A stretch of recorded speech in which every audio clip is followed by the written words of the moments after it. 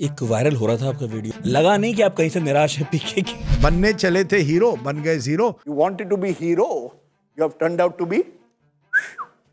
Vote चोरी जो है ना, ये शब्द से मैं थोड़ा कतराता हूँ। मुझे लगता है बिहार में वोट खरीदी हुई। एक ऐसा व्यक्ति जिसके खुद के कम्युनिटी कुर्मी के 2.5% वोट है। बिहार की मजबूरी है, नीतीश कुमार जरूरी है। आज मैं कह रहा हूँ, अगर नीतीश और तेजस्वी साथ लड़ते ये चुनाव, तो मोदी शाह ने अब इलेक्शन मशीन बना ली है। और इस इलेक्शन मशीन को अगर आपको टक्कर देनी है, तो आपको भी एक इलेक्शन मशीन बनानी है। किताबों में पढ़ा था कि इलेक्शन कमीशन का काम है कि एक लेवल प्लेइंग फील्ड बनाया जाए, जहां एक निर्दलीय प्रत्याशी को भी ये ना लगे कि भाई किसी के साथ ज्यादा पक्षपात हो रहा है, मेरे साथ ऐसा हो रहा है। करिए ना, electoral rolls have to be cleaned up. But कैसे कर रहे हैं, क्या टाइमलाइन दे रहे हैं? प्रॉब्लम क्या है, जनता को कोई लेना देना नहीं इन सब चीज से।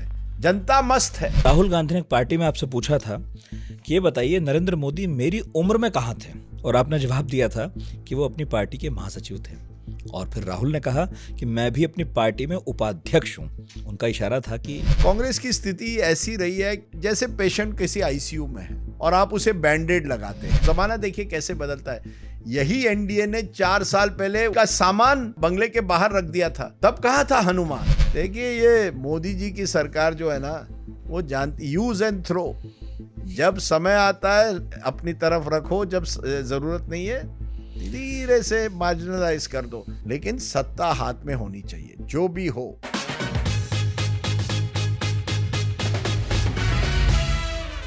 बिहार के चुनाव नतीजे आ चुके हैं। आज जब हम पॉडकास्ट कर रहे हैं तो नीतीश कुमार शपथ ले चुके हैं, उनके साथ पहली कैबिनेट ने भी शपथ ले ली है।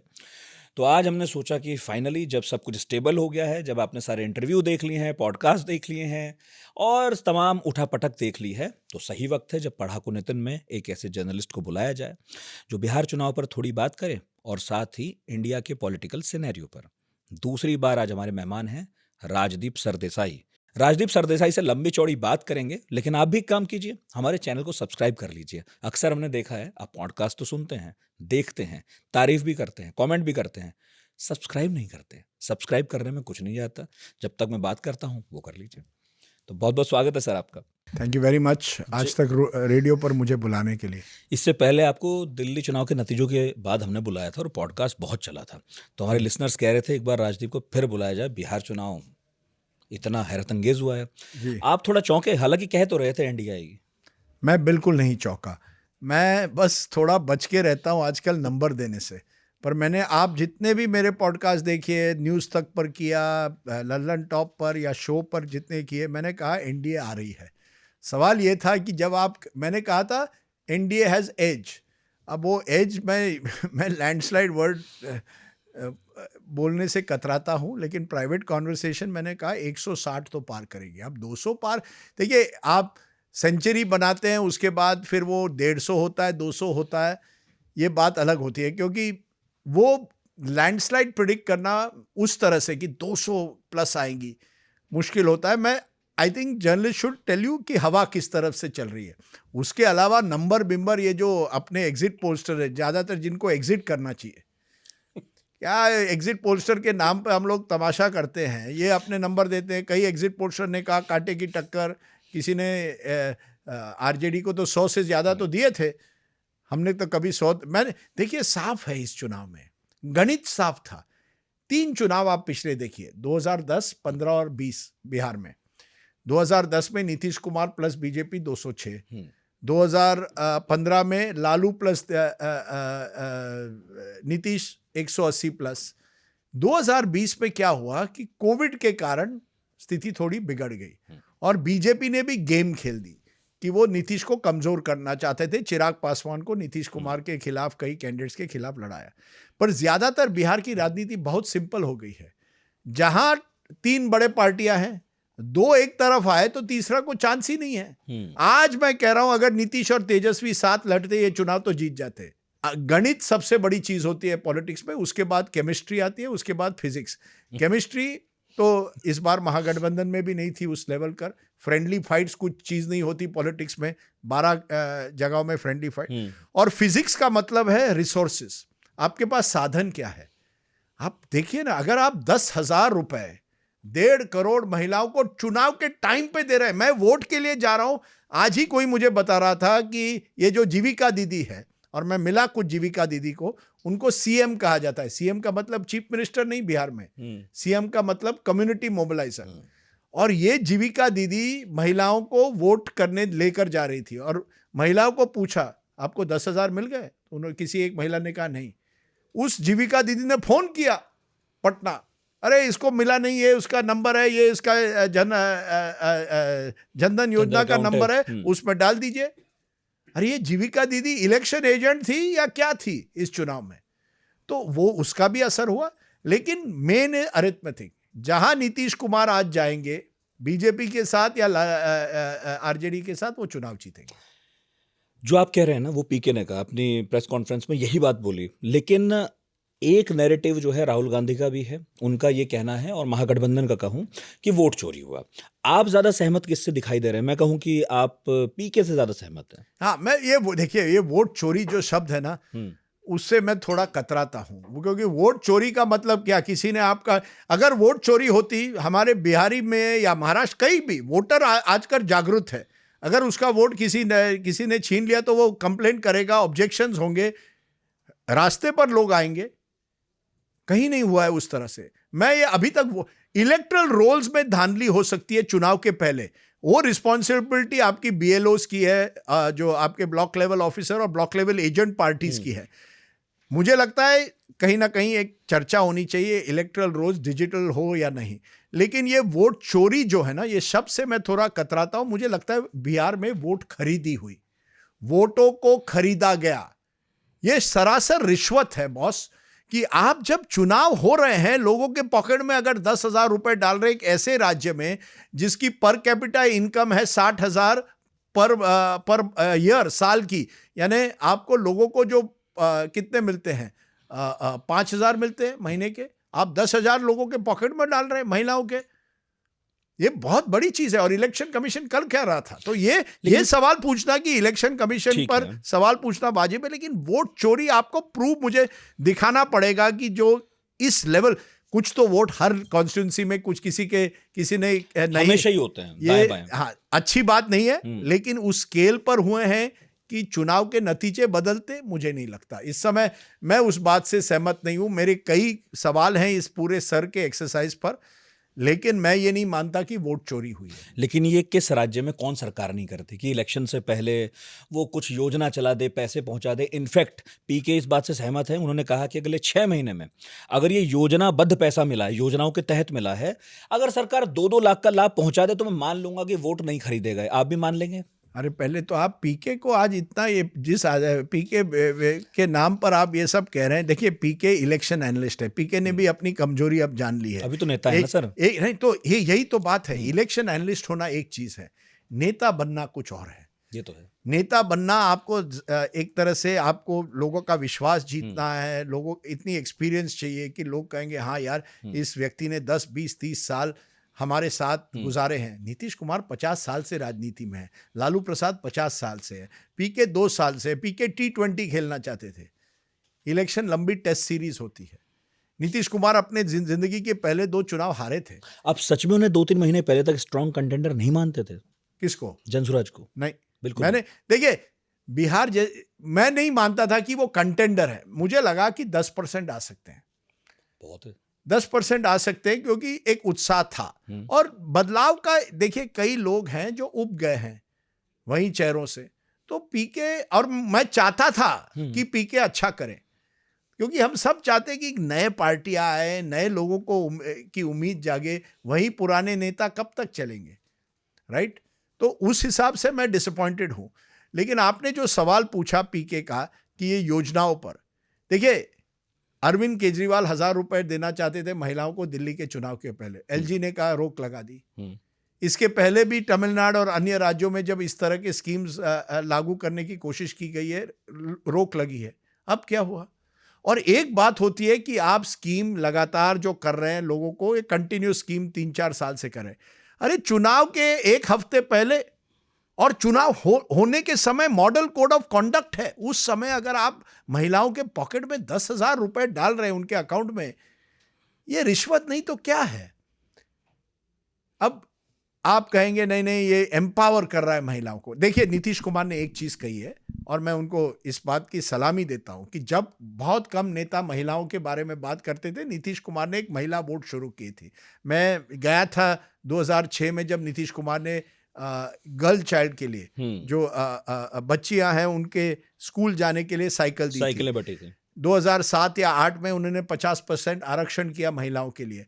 उन्होंने 134 स्कीम किए हैं पिछले 20 सालों में महिलाओं के लिए। शराबबंदी बहुत बड़ा कदम होता है। आरक्षण जो अब है ही, तो जीविका दीदी भी उनका एक यूज है कि इलेक्शन एजेंट अब बन गए हैं, लेकिन उनको जीविका दीदी बनाकर उनका एक स्वाभिमान बढ़ा है, उनको एक अस्तित्व मिला गांव में। ये उनकी ताकत भी तो है। बिहार की महिलाएं जातिगत आधार पर वोट नहीं देती, मर्द नहीं देते हैं, ये मानते हैं। ऐसा कुछ नहीं है। फिर देखिए अब ये भी बात जानिए। देखिए यही तो हम आसानी से एनालिसिस करने में लगे रहते हैं। पिछले चुनाव में आरजेडी को 24% वोट आए, इस बार भी लगभग 23 दशमलव कुछ आए। आरजेडी का वोट कहीं नहीं गया। वो वोट जो उनका यादव मुस्लिम कोर वोट बैंक है, उन्होंने उनको वोट दिया है। कुल मिलाकर महागठबंधन को पिछली बार भी 37% आए थे, इस बार भी आए हैं। इस बार तो करीब मुझे लगता है 38% आए हैं लगभग। दूसरी तरफ जो 37%, 37% एनडीए को मिले थे, वो 46% हो गए। वो क्यों? 5 दशमलव कुछ परसेंट चिराग पासवान के हैं। उपेंद्र कुशवाहा जो पिछली बार नहीं थे उनके साथ वो आ गए हैं उनके साथ, और उनके साथ जितिन राम मांझी हैं। गणित बॉस, गणित सिंपल है, 1 + 1 कैन बी 2। तो महागठबंधन का वोट कहीं चला गया ये नहीं है, दूसरों ने अपना वोट कंसोलिडेट किया। और ये बिहार में क्या हुआ करता था, 22-23% लोग किसी दूसरे पार्टी को देते थे, इंडिपेंडेंट छोटी पार्टियां। इस बार वो कम हुआ और 17% हो गया। 46% एक पार्टी को मिल गए, 37% दूसरी पार्टी को ऐड कर दीजिए, 83% हो गया। तो रह गया केवल 17%। पिछली बार दोनों बड़े अलायंसेस को 37% मिला, 74 हो गए, 26% दूसरों को गया। अब पीके का होप था कि ये मेरी तरफ आएगा, लेकिन वो आया नहीं, क्योंकि संगठन अभी तक 2 साल में आप संगठन नहीं बना सकते। काशीराम ने कई सालों पहले कहा था, पहला चुनाव हारने के लिए, दूसरा हराने के लिए, तीसरा जीतने के लिए। एक वायरल हो रहा था आपका वीडियो, आपको पता ही है, आप जवाब देते थे, थक भी गए होंगे। लगा नहीं कि आप कहीं से निराश है पीके की हार पर? ऐसा लगा कि आप उन्हें थोड़ा सा ट्रोल कर रहे हैं, ज्यादा ट्रोल कर रहे हैं। मैं कोई ट्रोल नहीं कर रहा था। मैं प्रशांत किशोर की, जैसे मैंने कहा, मैं सराहना करता हूँ बहुत। इस तरह से चुनाव लड़ना आसान नहीं है। वो आराम से इलेक्शन एनालिस्ट बन सकते हैं, पैसा बहुत है, इस कैश रिच है। आप भी बन जाइए पॉलिटिकल कंसल्टेंट, लोगों को ज्ञान बांटते रहिए, कैसी मार्केटिंग करती है, आपको भी मिलेंगे। 10-20 साल बाद करूंगा मैं। उनका करियर कौन सा खत्म हो गया, वो तो दोबारा कर सकते हैं। नहीं, वो तो कर सकते हैं। हाँ। लेकिन जब मैंने उस समय, जब मैं लाइव शो में कभी कभी क्या होता है, आप आंकड़े देखते हैं, आप एक्साइट होते हैं। मैंने कहा यार 0 पर हैं, बनने चले थे हीरो, बन गए 0, और मैंने सीटी मार दी। अब वो सीटी पर लोगों को आपत्ति हो गई, और मुझे भी लगता है सीटी नहीं मारनी चाहिए इस तरह स्टूडियो में। ट्रोल नहीं करना चाहता था। अब यही तो दिक्कत है। 6 घंटे आप ये एनालिसिस करो, 8 घंटे करो, आपके साथ करो, लल्लन टॉप के साथ करो, टीवी पर करो, आर्टिकल लिखो, लेकिन लोग क्या याद करेंगे, आपने पीके को ट्रोल किया। अरे यही तो, ये आपका अभी कोई मुझे एआई का कोई वीडियो है, मैं तेजस्वी यादव का जब इंटरव्यू कर रहा था, वो इंटरव्यू के बाद वो मुझे क्रिकेट बैट दिखाकर एक फोटो किया है। अब एआई के जरिए ये किया गया है, बैट निकालकर मैं उसके पैर छू रहा हूँ। अब ये क्या है यार? और किसी ने मुझे, अरे आप तो तेजस्वी के साथ है। अरे मैं, भगवान जाने ये कहाँ से, ये एआई के जनरेशन में कुछ भी सर, नए टूल हैं, आपको चैलेंज तो लेना पड़ेगा। नहीं, बिल्कुल है। मुझे अच्छी बात है, मैं 60 साल का हो गया हूँ, जबकि अगर ये टूल होते जब आपके उम्र का होता तो शायद मुझे कुछ कंसर्न होती। मुझे कोई कंसर्न नहीं, अब जिंदगी हो गई है जितनी करनी है। अब हम लास्ट इनिंग्स में खेल रहे हैं, पीके वगैरह फर्स्ट इनिंग्स में खेल रहे हैं, उनके सामने ये चैलेंज है। लेकिन देखिए, PK was not really a factor in this election, because Bihar में जो जाति के जो पॉलिटिक्स है वो अभी तक जमीन तक बहुत एंट्रेंच्ड है, उसको हिलाना बहुत आसान नहीं है, मुश्किल है। तो अगर पीके 10 साल 15 साल रहे, कौन जाने। जैसे मैंने कहा, नीतीश कुमार अपने पहले 2 चुनाव हारे थे। मुझे अभी भी याद है 95 में मैंने पहला चुनाव बिहार में कवर किया टीवी के लिए। लालू बनाम नीतीश और या लालू बनाम सब, और नीतीश कुमार ने समता पार्टी तभी बनाई थी, सब कर रहे नहीं समता पार्टी अच्छा करेगी ये वो, कितने मिले 5 या 6 या 7 सीट आई, मुश्किल थी, लेकिन लगे रहे लगे। ये नीतीश कुमार की जिंदगी एक सबक दिखाती है, आप मैदान में लगे रहिए, कौन जाने कब कड़वत बदलती है, और यही है जिंदगी की स्टोरी भी है। आप लगे रहिए, कभी कभी विकेट टर्निंग होती है, कभी बाउंस होता है, कभी सीधा बॉल होता है, कभी टेढ़ा चलता है, बॉल लेकिन देखो, लगे रहिए, वेट करो। हाँ वेट करिए, पेशेंस। मैंने शरद पवार को एक बार पूछा था कि सबसे बड़ी खूबी क्या होनी चाहिए पॉलिटिशियन में, तो उन्होंने कहा 2 चीजें, एक मोटी चमड़ी और दूसरा पेशेंस। अब ये मेरे तो पास पत्रकारों के लिए भी चमड़ी, जरूरी है। हाँ? ये तो पत्रकारों के लिए भी जरूरी है। पत्रकार का क्या कहें, पत्रकार तो हम चलते रहते हैं, पत्रकार है, कई पत्रकार हैं ऐसे, कोई चीज अब रह गई है? आप तो हैं सर। नहीं मैं हूँ नहीं हूँ, मैं, आप बोल रहे हैं, मैं खुद नहीं। आजकल आप यही तो आपके एस्टन में जर्नलिस्ट ही चलेगा अभी भी, चाहे आप कहिए आप नहीं है। नहीं ऐसा होता है, वो एस्टन क्या बदलता है, पहले जर्नलिस्ट होता है, फिर वरिष्ठ पत्रकार कहा जाता हाँ है, वही आप। फिर एक दिन कहा जाएगा क्या, लेट जर्नलिस्ट। नहीं नहीं, उसके लिए इस तरह से, तो यही देखिए, पत्रकार कितने ये पत्रकार कितने चले गए वहां, और ऐसी एक उन्होंने कहानी बनाई, जैसे नीतीश कुमार तो अब हारने ही वाले हैं। अब इन पत्रकारों को कोई को पूछना चाहिए, आपने कहाँ से, खास करके आपके यूट्यूबर्स, ये यूट्यूबर भी बड़े चीज हैं, वो केवल अपने वीडियो वायरल करने के लिए एक तरफा जाएंगे। एग्जिट पोल हुआ, कहा कोई एक, मैं उसका नाम नहीं लूंगा, उसने कहा सब एग्जिट पोल झूठ निकलेंगे, महागठबंधन की लहर, और मैं देख रहा हूं उस 4-5 लाख 6-7 लाख उसके हो गए हैं। अब आप व्यूज के लिए ये सब बातें, कभी सच साबित होते थे एग्जिट पोल? आप 4 दशक से हैं। नहीं एग्जिट पोल, मैं पूछ रहा हूँ, exit pole is better than YouTuber sitting in घर में बैठकर अपना ज्ञान बांटना। पर मैं इतना ही जानता हूँ कि कुछ एग्जिट पोल्स तो मेहनत करते हैं, ऐसी बात नहीं है, लेकिन इंडिया बहुत कॉम्प्लिकेटेड राज्य देश है। ऐसे देश में, या बिहार जैसे कॉम्प्लिकेटेड राज्य में प्रिडिक्ट करना आसान नहीं है, but this was an easy election to predict. This was an election staring. अरे बॉस, जैसे मैंने कहा, गणित वॉज देयर। कौन, महाराष्ट्र अगर आप मुझे पूछते अरे इतनी 90% बीजेपी को आएगी, मैं कहता बेवकूफ हो। हरियाणा तो मैं बिल्कुल गलत निकला, महाराष्ट्र में मैंने कहा था एनडीए जीतेगी। पर इस बार आप क्रेडिट लेना चाहते हैं कि आपने पहले ही कह दिया था कि ये होगा? नहीं, क्रेडिट क्या लेना चाहिए, पत्रकार क्या क्रेडिट लेगा जिंदगी में, कोई फर्क। जब देखिए, पत्रकार विकेट कीपर की तरह होता है, जब विकेट कीपर कैच छोड़ता है तो लोग उसको गाली देते हैं, जब कैच पकड़ता है कोई वाहवाही करता नहीं है। तो यही तो मुसीबत है, पत्रकार भी, अरे आपकी गलत निकली भविष्यवाणी, तब मारोगे मुझे।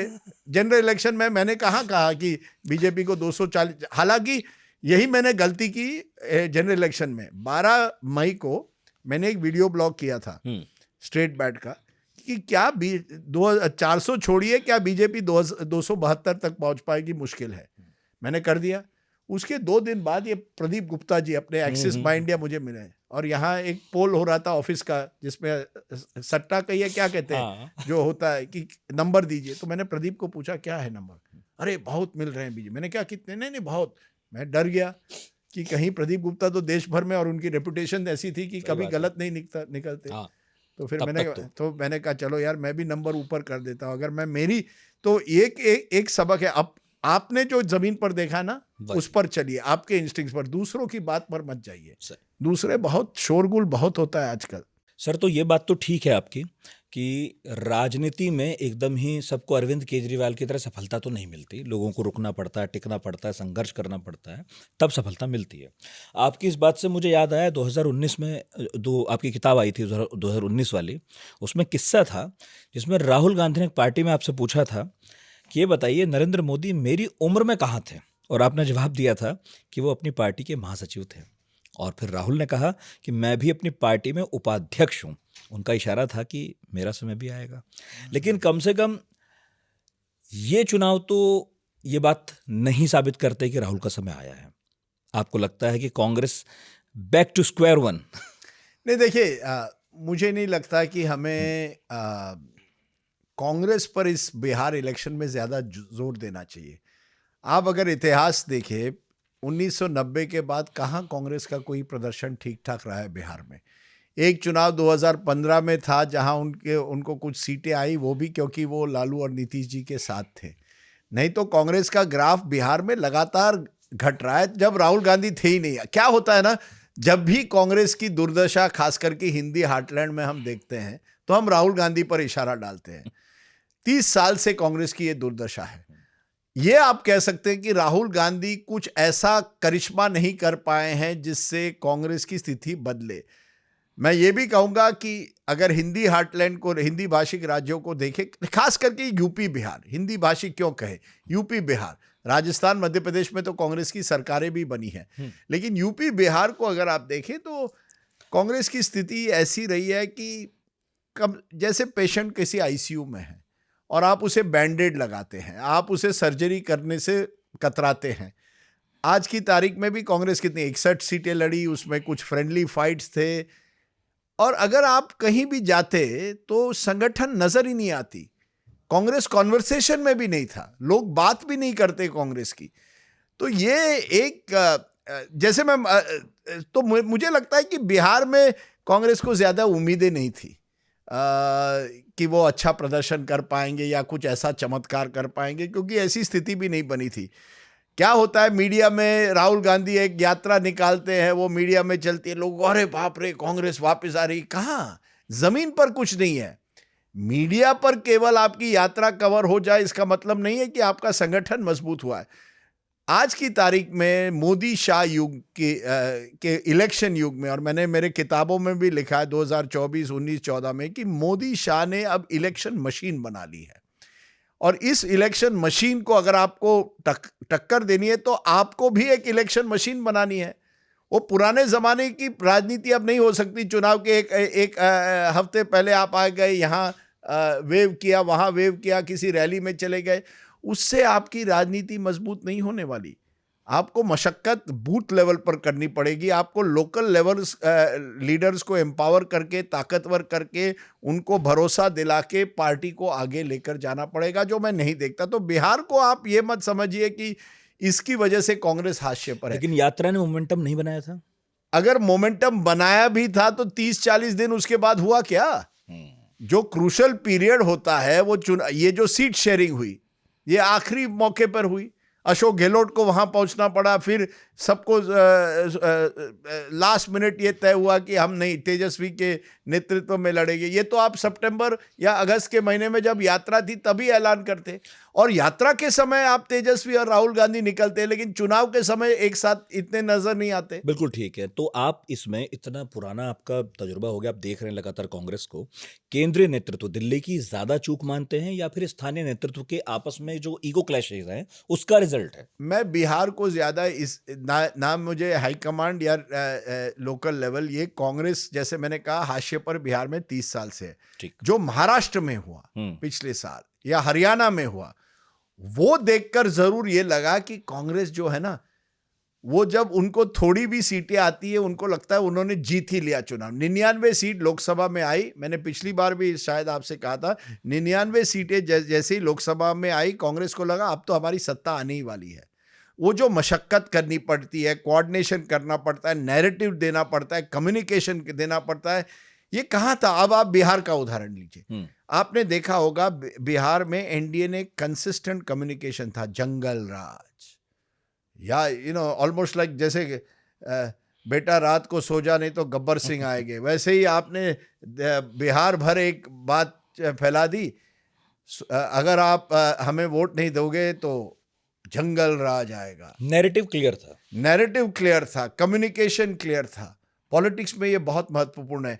जमीन पर आप लगातार, विनोद तावड़े जो बीजेपी के इंचार्ज थे, फिर धर्मेंद्र प्रधान बाद में आए, लेकिन विनोद तावड़े 2022 में उस समय गए, वो मुझे कह रहे थे उसी हफ्ते जिस दिन नीतीश कुमार एक बार फिर तेजस्वी से हाथ मिलाएं, विनोद तावड़े को अमित शाह का फोन आता है कि आपको अब बिहार जाना है, और उनको कहा गया आपको लगातार अगले 2 साल वहां, 3 साल वहां बैठना है।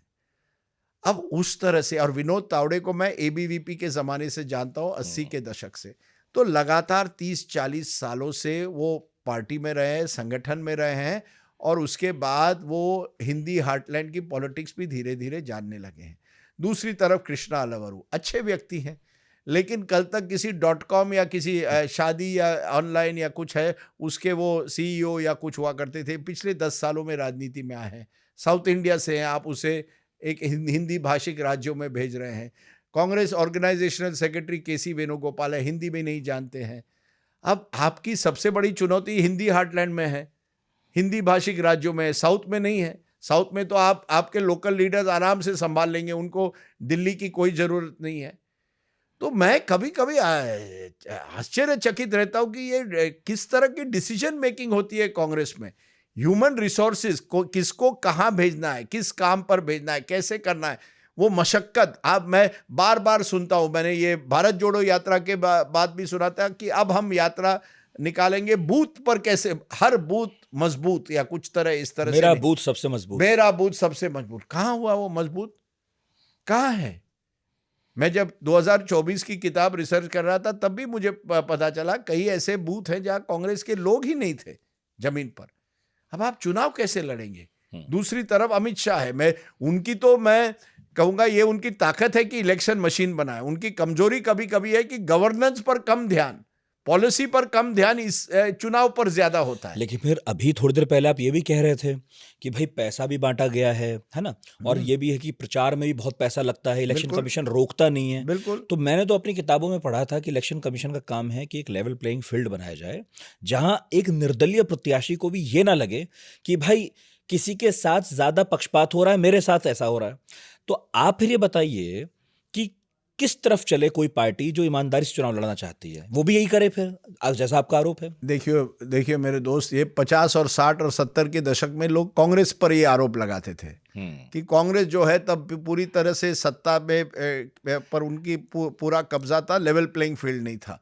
इंदिरा गांधी पर इल्ज़ाम लगाया गया था, उन्होंने आर्टिकल 356 का कैसे गैर इस्तेमाल किया, सरकारें बर्खास्त की। ये भी सच्चाई है, एक साथ बहुत सारी। ये भी सच्चाई है कि कोई विपक्ष की सरकार थी, उसे बर्खास्त किया गया। इलेक्टेड गवर्नमेंट्स को आपने बर्खास्त किया, इंदिरा गांधी का ये इतिहास है। अब उसको एक तरह से बीजेपी आजकल सरकारों को बर्खास्त नहीं करती, लेकिन जानती है कि सरकार पर कैसे शिकंजा कसना है। फिर वो तमिलनाडु की सरकार हो, राजभवन का गैर इस्तेमाल होता है, या बंगाल की सरकार हो, मनरेगा के फंड्स ही मत दो उनको। तो विपक्षी आज ये बात जानिए, आपने बिल्कुल सही कहा, लेवल प्लेइंग फील्ड नहीं है, बिल्कुल नहीं है। केवल मनी पावर नहीं, लेकिन स्टेट पावर है। पहले भी था, लेकिन अब खुलेआम है। पहले तो आप थोड़ी शर्म हया रखती थे। अब ईडी जो है, ये अजीत पवार का मामला महाराष्ट्र में निकला, उसके बेटे ने 1800 करोड़ की गवर्नमेंट लैंड 300 करोड़ में डील कर रहे थे। स्टैंप ड्यूटी कुछ ही हजार रुपए या कुछ कुछ हजार रुपए की स्टैंप ड्यूटी लगा रहे थे इतने बड़े जमीन पर, जो आप बेच भी नहीं सकते। कोई ईडी चली गई वहां, कोई इंक्वायरी हुई है, या ईडी केवल विरोधी पक्ष के लोगों के साथ जाएगी? तो लेवल प्लेइंग फील्ड तो है ही नहीं, ये आप जानकर चलिए। और ये बड़ी मैं दुख से कहता हूं कि मुझे लगा हमारे संस्था जो है समय के साथ साथ और मजबूत होंगे। क्या हो रहा है, और कमजोर हो रहे हैं। और अब क्या हुआ, डेंजरस प्रेसिडेंट। और इसमें मीडिया भी है। आप ये मीडिया भी कहाँ है? क्या मीडिया निष्पक्ष है? क्या मीडिया जब चुनाव हो रहे हैं, आप एक पार्टी के नेताओं के लाइव स्पीच दिखाएंगे और दूसरे के नहीं? क्यों? कोई रूल्स, कोई पाबंदी, कोई कुछ नहीं है। फिर मीडिया ले लीजिए, इलेक्शन कमीशन लीजिए, बाकी संस्थाएं लीजिए, एनफोर्समेंट डायरेक्टरेट, CBI, गैर इस्तेमाल तो होता रहता है। लेकिन आप एक बात तो ये बहुत डेंजरस है। तो आप एक बड़ा मुद्दा उठा रहे हैं, ये लेवल प्लेइंग फील्ड का। ये कोई एक्सक्यूज नहीं हो सकती, ये भी मैं मानता हूं। मैं ये नहीं कह रहा कि इस वजह से आप हारते हैं। आप हारते हैं क्योंकि आपकी भी कई कमजोरियां हैं। आज आप वोट चोरी, कोई कांग्रेसी नेता से मिला, वोट चोरी हुआ। अरे वोट चोरी से आप इतने बड़ी मार्जिन से वोट चोरी की वजह से हार गए, तो प्रमाण दीजिए ना। तो यही मैं आपसे पूछ रहा हूँ। एक तरफ आप जैसे जर्नलिस्ट हैं जो प्रबुद्ध वर्ग से आते हैं, जो इस बात को मानते हैं, कहते हैं और बार बार जोर देते हैं कि संस्थाओं को मजबूत होना चाहिए था, कमजोर होती जा रही हैं ये। एक तरफ देश का बड़ा विपक्ष है, वो धड़ा ये कह रहा है कि भाई वोट चोरी हो रहा है, आपके वोट का इधर से उधर ट्रांसफर हो जाता है, आप बटन कहीं दबाते हैं, जा कहीं रहा है। तो मैं ये समझना चाह रहा हूँ एक छात्र होने के नाते राजनीति विज्ञान का कि जब हम संस्थाओं पर सतत सवाल उठाएंगे, प्रबुद्ध वर्ग और विपक्ष इस तरह की बात करेगा, आपको नहीं लगता कि लोगों को एक यही तो बस भरोसा है कि मैं 5 साल में एक बार वोट देता हूं तो ये सारा तंत्र चलता है। अगर ये भरोसा ही खत्म हो गया, अगर लोगों ने वोट देना बंद कर दिया और बाद में संस्थाओं का सम्मान करना भी बंद कर दिया, तो ये जितना बड़ा तंत्र है जिसकी हम इतनी बातें करते हैं, ये कहीं रुक पाएगा, टिक पाएगा? देखिए आजकल जो है ना, ये बड़ी एक इंटरेस्टिंग बात एक पाकिस्तानी जर्नलिस्ट ने की, जो बिहार के चुनाव का विश्लेषण कर रहे थे, नजम सेठी। अच्छा। और मैंने सुना वो, और उनकी बात बिल्कुल मुझे सही लगी कि विपक्ष जो है कहता है डेमोक्रेसी खतरे में है। 2024 में चला थोड़ा संविधान खतरे में है, राहुल गांधी संविधान की कॉपी लेकर गए, चला वो लोगों में, खासकर कि दलित समाज में, कि हमारे आरक्षण को लेके। अब जब आप कहते हैं डेमोक्रेसी खतरे में है, वोट चोरी हो रही है, ये हो रहा है, वो हो रहा है, संस्थाएं खत्म हो रही है, जनता क्या कहती है? जनता कहती है यार मुझे भूखे पेट के लिए पैसे मिल रहे हैं कि नहीं, मुझे जो इलेक्ट्रिसिटी है वो मिल रही है कि नहीं, रास्ते अच्छे मिल रहे हैं, बेसिक इश्यूज। तो एक तरफ सरकार कहती है हम तो आपको अच्छे रास्ते दे रहे हैं, आपको मालूम है लालू जी के टाइम पे कैसे थे, अब कैसे हैं, हम आपको इलेक्ट्रिसिटी दे रहे हैं जहां आपके यहाँ बिजली नहीं थी, हम आपको पैसा दे रहे हैं, डायरेक्ट कैश ट्रांसफ़र कर रहे हैं, आपके बैंक अकाउंट में रख रहे हैं, आपको साइकिल आपके बच्चियों को दे रहे हैं, ये सब दे रहे हैं। तो एक तरफ सरकार कहते हैं देखिए हम तो आपके लिए वेलफेयर कर रहे हैं। जब वेलफेयर की बात आती है और दूसरे तरफ लोकतंत्र खतरे में है, तो जनता कहते हैं अरे लोकतंत्र खतरे में से क्या करना है, हमें तो कोई लेना देना नहीं। मुझे अभी भी याद है, मैं मोकामा गया था, अनंत सिंह का इलाका। अब अनंत सिंह को हम कहते हैं बाहुबली है, इनके खिलाफ इतने केसेस है, ये वो। उस पूरे दिन मोकामा में घूमते बहुत कम लोग मिले जो उन्होंने कहा नहीं नहीं हम आनंद सिंह बिल्कुल बाहुबली है, ऐसे लोगों को राजनीति में नहीं आना चाहिए। 99.9% लोग कहे नहीं नहीं हमारे लिए तो वो बहुत काम करते हैं, हमारी बिटिया का स्कूल का एडमिशन है उनके पास जाते हैं, हमारे यहाँ कोई नाली का प्रॉब्लम है उनके पास जाते हैं। तो ये जो है ना कि हम यहाँ बैठकर बड़ा आसान होता है कि जनता क्या ये सिस्टम खत्म हो जाएगा। जनता जो है वो एक अलग दुनिया में है, खास करके बिहार जैसे गरीब राज्य में वो तो बेसिक चीज चाहते हैं, उनके एस्पिरेशंस भी बहुत कम है। आपको पता है जब आप ये बात कह रहे हैं जी, आप एकदम कॉन्ट्राडिक्टरी बात नहीं कह क्यों? रहे हैं। मैं थोड़ा कोशिश बताइए। करता हूँ। एक तरफ लोकतंत्र में संस्थाएं जा रही हैं, हाँ बिल्कुल, है ना?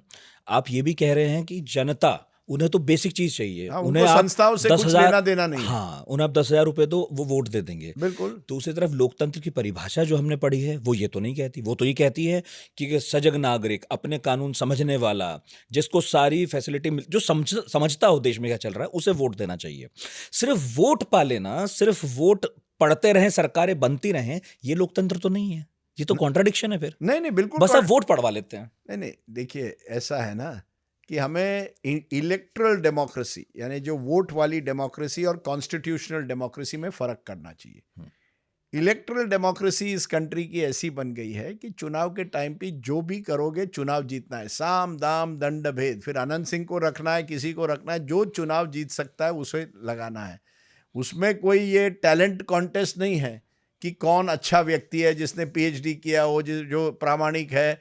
वो तो ऐसे कई व्यक्ति इतने सालों से मुझे मिले, बड़े ऑनेस्ट है, ईमानदार है, देश को बदलना चाहते हैं, चुनाव डिपॉजिट हारते हैं। तो यह है इलेक्ट्रल डेमोक्रेसी। दूसरी तरफ कॉन्स्टिट्यूशनल डेमोक्रेसी, जिसे मैं कहूँगा संविधान से जुड़े हुआ ढांचा जो संविधान का है वो लगातार कमजोर हो रहा है। वो उसमें आप माने या ना माने वो लगातार कमजोर हो रहा है। और जैसे कुछ पत्रकार कहते हैं या कुछ एकेडमिक्स कहते हैं, दो चीजें हो रही है, इधर वी आर इलेक्ट्रल ऑटोक्रेसी और we are what they are calling competitive autocracy. Competitive autocracy का मतलब क्या है कि हम दुनिया को दिखाने के लिए कह रहे हैं हम तो चुनाव करवाते हैं, हम तो डेमोक्रेसी है, कंपटीशन है, हर व्यक्ति को मौका है, आप भी लड़ना चाहे कोई भी लड़ सकता है। असलियत यह है कि जो सत्ता में है उसके हाथ में सत्ता की चाबी है। सो वी आर इधर अ कंपेटिटिव ऑटोक्रेसी या कंपेटिटिव डेमोक्रेसी, जो भी आप उसके कहें, मैं, या इलेक्ट्रल ऑटोक्रेसी। चुनाव होते हैं लेकिन जो सत्ता में है वो चुनाव की चाबी उन्हीं के हाथ में है। तो बहुत अच्छी स्थिति थोड़ी डेमोक्रेसी के लिए। बिल्कुल नहीं है। ये तो पर बाहरी आवरण है, मतलब ये एक तरह का मेकअप है। फिर मैं ये कहूँ कि एक मेकअप है जो हम कर तो रहे हैं क्योंकि वोट तो पड़ ही रहे हैं। ये एक शोर शराबा है, ये इस तरह है कि मैं घंटी भी बजाऊं, मैं शोर भी मचाऊं, सब कुछ, लेकिन मेरे मन में शांति नहीं है। मैं दरअसल आध्यात्म में नहीं हूँ, मैं ध्यान में नहीं हूँ। हाँ, मैं शोर पूरा कर रहा हूँ। बिल्कुल सही। और आप देखेंगे इसी वजह से ज़्यादातर आजकल कई उदाहरण आ रहे हैं, जो सत्ता में है ना वो चुनाव जीत रहे हैं। एक ज़माने में पहले खास करके 80 और 2005-7 के 10 के बीच में 20-30 साल कई सरकारें हटी। पहले 20-30 साल क्योंकि कांग्रेस का डोमिनेंस था, जहां कांग्रेस की सरकार थी वो जीतती थी। फिर एक ऐसा फेज आया कोalition का युग, उसमें जो सरकारें थी वो ज़्यादातर हार जाती थी चुनाव, क्योंकि लोगों की आशाएं उनकी एंटी इनकम्बेंसी रहती एंटी थी। इनकम्बेंसी था। हाँ। आज मैं प्रो इनकम्बेंसी नहीं कहूँगा, सिस्टम को आपने कैप्चर किया, हाईजैक कर लिया। हाईजैक करे, मैं तो कैप्चर कर रहा हूं, आपने उसे कंट्रोल कर दिया है। हाँ। पूरी तरह से जितनी भी सरकारी यंत्रणा है, लोकल लेवल पर, स्टेट लेवल पर, नेशनल लेवल पर, आपका पूरा कब्जा है उस पर। फिर ऐसी स्थिति में, और बीच बीच में अगर कोई एक चुनाव जीत गया झारखंड में, जम्मू एंड कश्मीर में, अरे बट डेमोक्रेसी है, विपक्ष भी जीतता है, तब आप वोट चोरी की बात क्यों नहीं करते? तो दुनिया को भी आपने खुश कर दिया। देखिए, ये जो हो रहा है ये अच्छा नहीं है हमारे डेमोक्रेसी के लिए, क्योंकि इलेक्शन कमीशन खास करके लोगों का विश्वास था कि हमारा इलेक्शन कमीशन जो है फ्री और फेयर चुनाव करवाता है। ये मैंने पहले भी आपसे कहा आज कि मैं वोट चोरी वर्ड से मुझे अच्छा नहीं लगता। हाँ। लेकिन जिस तरह से वोट खरीदी हो रही है, जिस तरह से इलेक्टरल रोल्स में एक तरह से जो कमियां लापरवाही है, लापरवाही करिए, जो भी है, ब्राजीलियन एक्टर का चेहरा जो निकलता है, ये गलत है। और अगर हम इस पर निष्पक्ष तरीके से एक इन्वेस्टिगेशन, अब इलेक्शन कमीशन कहता है नहीं, अब बात ही नहीं करोगे आप विरोधी दलों से, मीटिंग नहीं बुलवाओगे, बड़े बड़े सर एक्सरसाइज कर रहे हो देश भर में, करिए ना, electoral rolls have to be cleaned up. But कैसे कर रहे हैं, क्या टाइमलाइन दे रहे हैं? 1 महीने का टाइमलाइन। बीएलओ देखिए गिरकर परेशान है वर्क प्रेशर की जरिए। तो लेकिन जनता को क्या प्रॉब्लम, क्या है? जनता को कोई लेना देना नहीं इन सब चीज से, जनता मस्त है। यही मुझे इतने बड़े देश में जहां इतनी त्रासदी है, लोगों को रोजगार नहीं है, बिहार जैसे राज्य में लोगों को पलायन करना पड़ता है अपनी नौकरी ढूंढने के लिए, लेकिन जनता कहती है चलता है जो चलने दीजिए, कोई बिगाड़ा नहीं। मैंने कई लोगों से पूछा, उन्होंने नहीं, नीतीश बाबू ने कुछ बिगाड़ा नहीं है। ऐसा नहीं है कि मैंने तस्वीर बिहार की बदल दी है। हाँ, जरूर आपने सुरक्षा पे काम किया, रास्ते अच्छे हुए हैं, पर रास्ते कई राज्यों के अच्छे हुए हैं, ऐसा नहीं केवल बिहार के। महिलाओं के लिए आपने बहुत अच्छा काम किया है, नो डाउट। लेकिन मुझे नहीं लगता कि हमें आजकल जनता नेताओं से सवाल भी पूछना नहीं चाहती है। सर, महिलाओं के लिए अच्छा काम वाली बात आप बार बार कह रहे हैं, जी। लेकिन उसी बिहार में मैं इन्हीं चुनाव में रिपोर्ट देख रहा था कि डायन कहकर महिलाओं को मारा जा रहा है और कोई जाके वहाँ उन्हें समझाने वाला नहीं है। लिटरेसी रेट बहुत गिरा हुआ है। मैं आपको एक आंकड़ा बता रहा हूँ, 2011 सेंसस है, नीतीश कुमार के अर्ली ईयर्स हैं ये। फीमेल लिटरेसी रेट 51.5% है, मेल है 71.2, फर्क है तकरीबन 20 का। और अब रिसेंट ईयर जो है 2019 से 21 का आंकड़ा बता रहा हूँ, कितना फर्क है? बढ़ गया है फर्क, 21.4 का हो गया है, 20 से 21.4, यानी महिलाओं का लिटरेसी रेट और पुरुषों का उसमें फर्क है। तो महिलाओं के लिए क्या काम हो रहा है?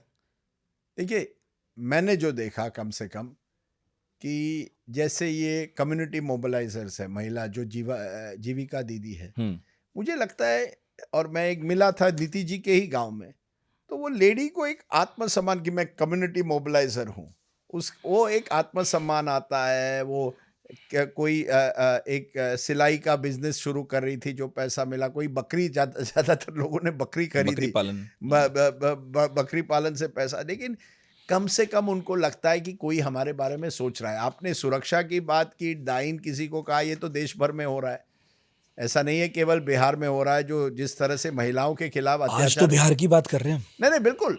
देखिए, बिहार की बात करना बिल्कुल सही है, लेकिन हम ये भी नहीं कह सकते कि कुछ नहीं हुआ है बिहार में।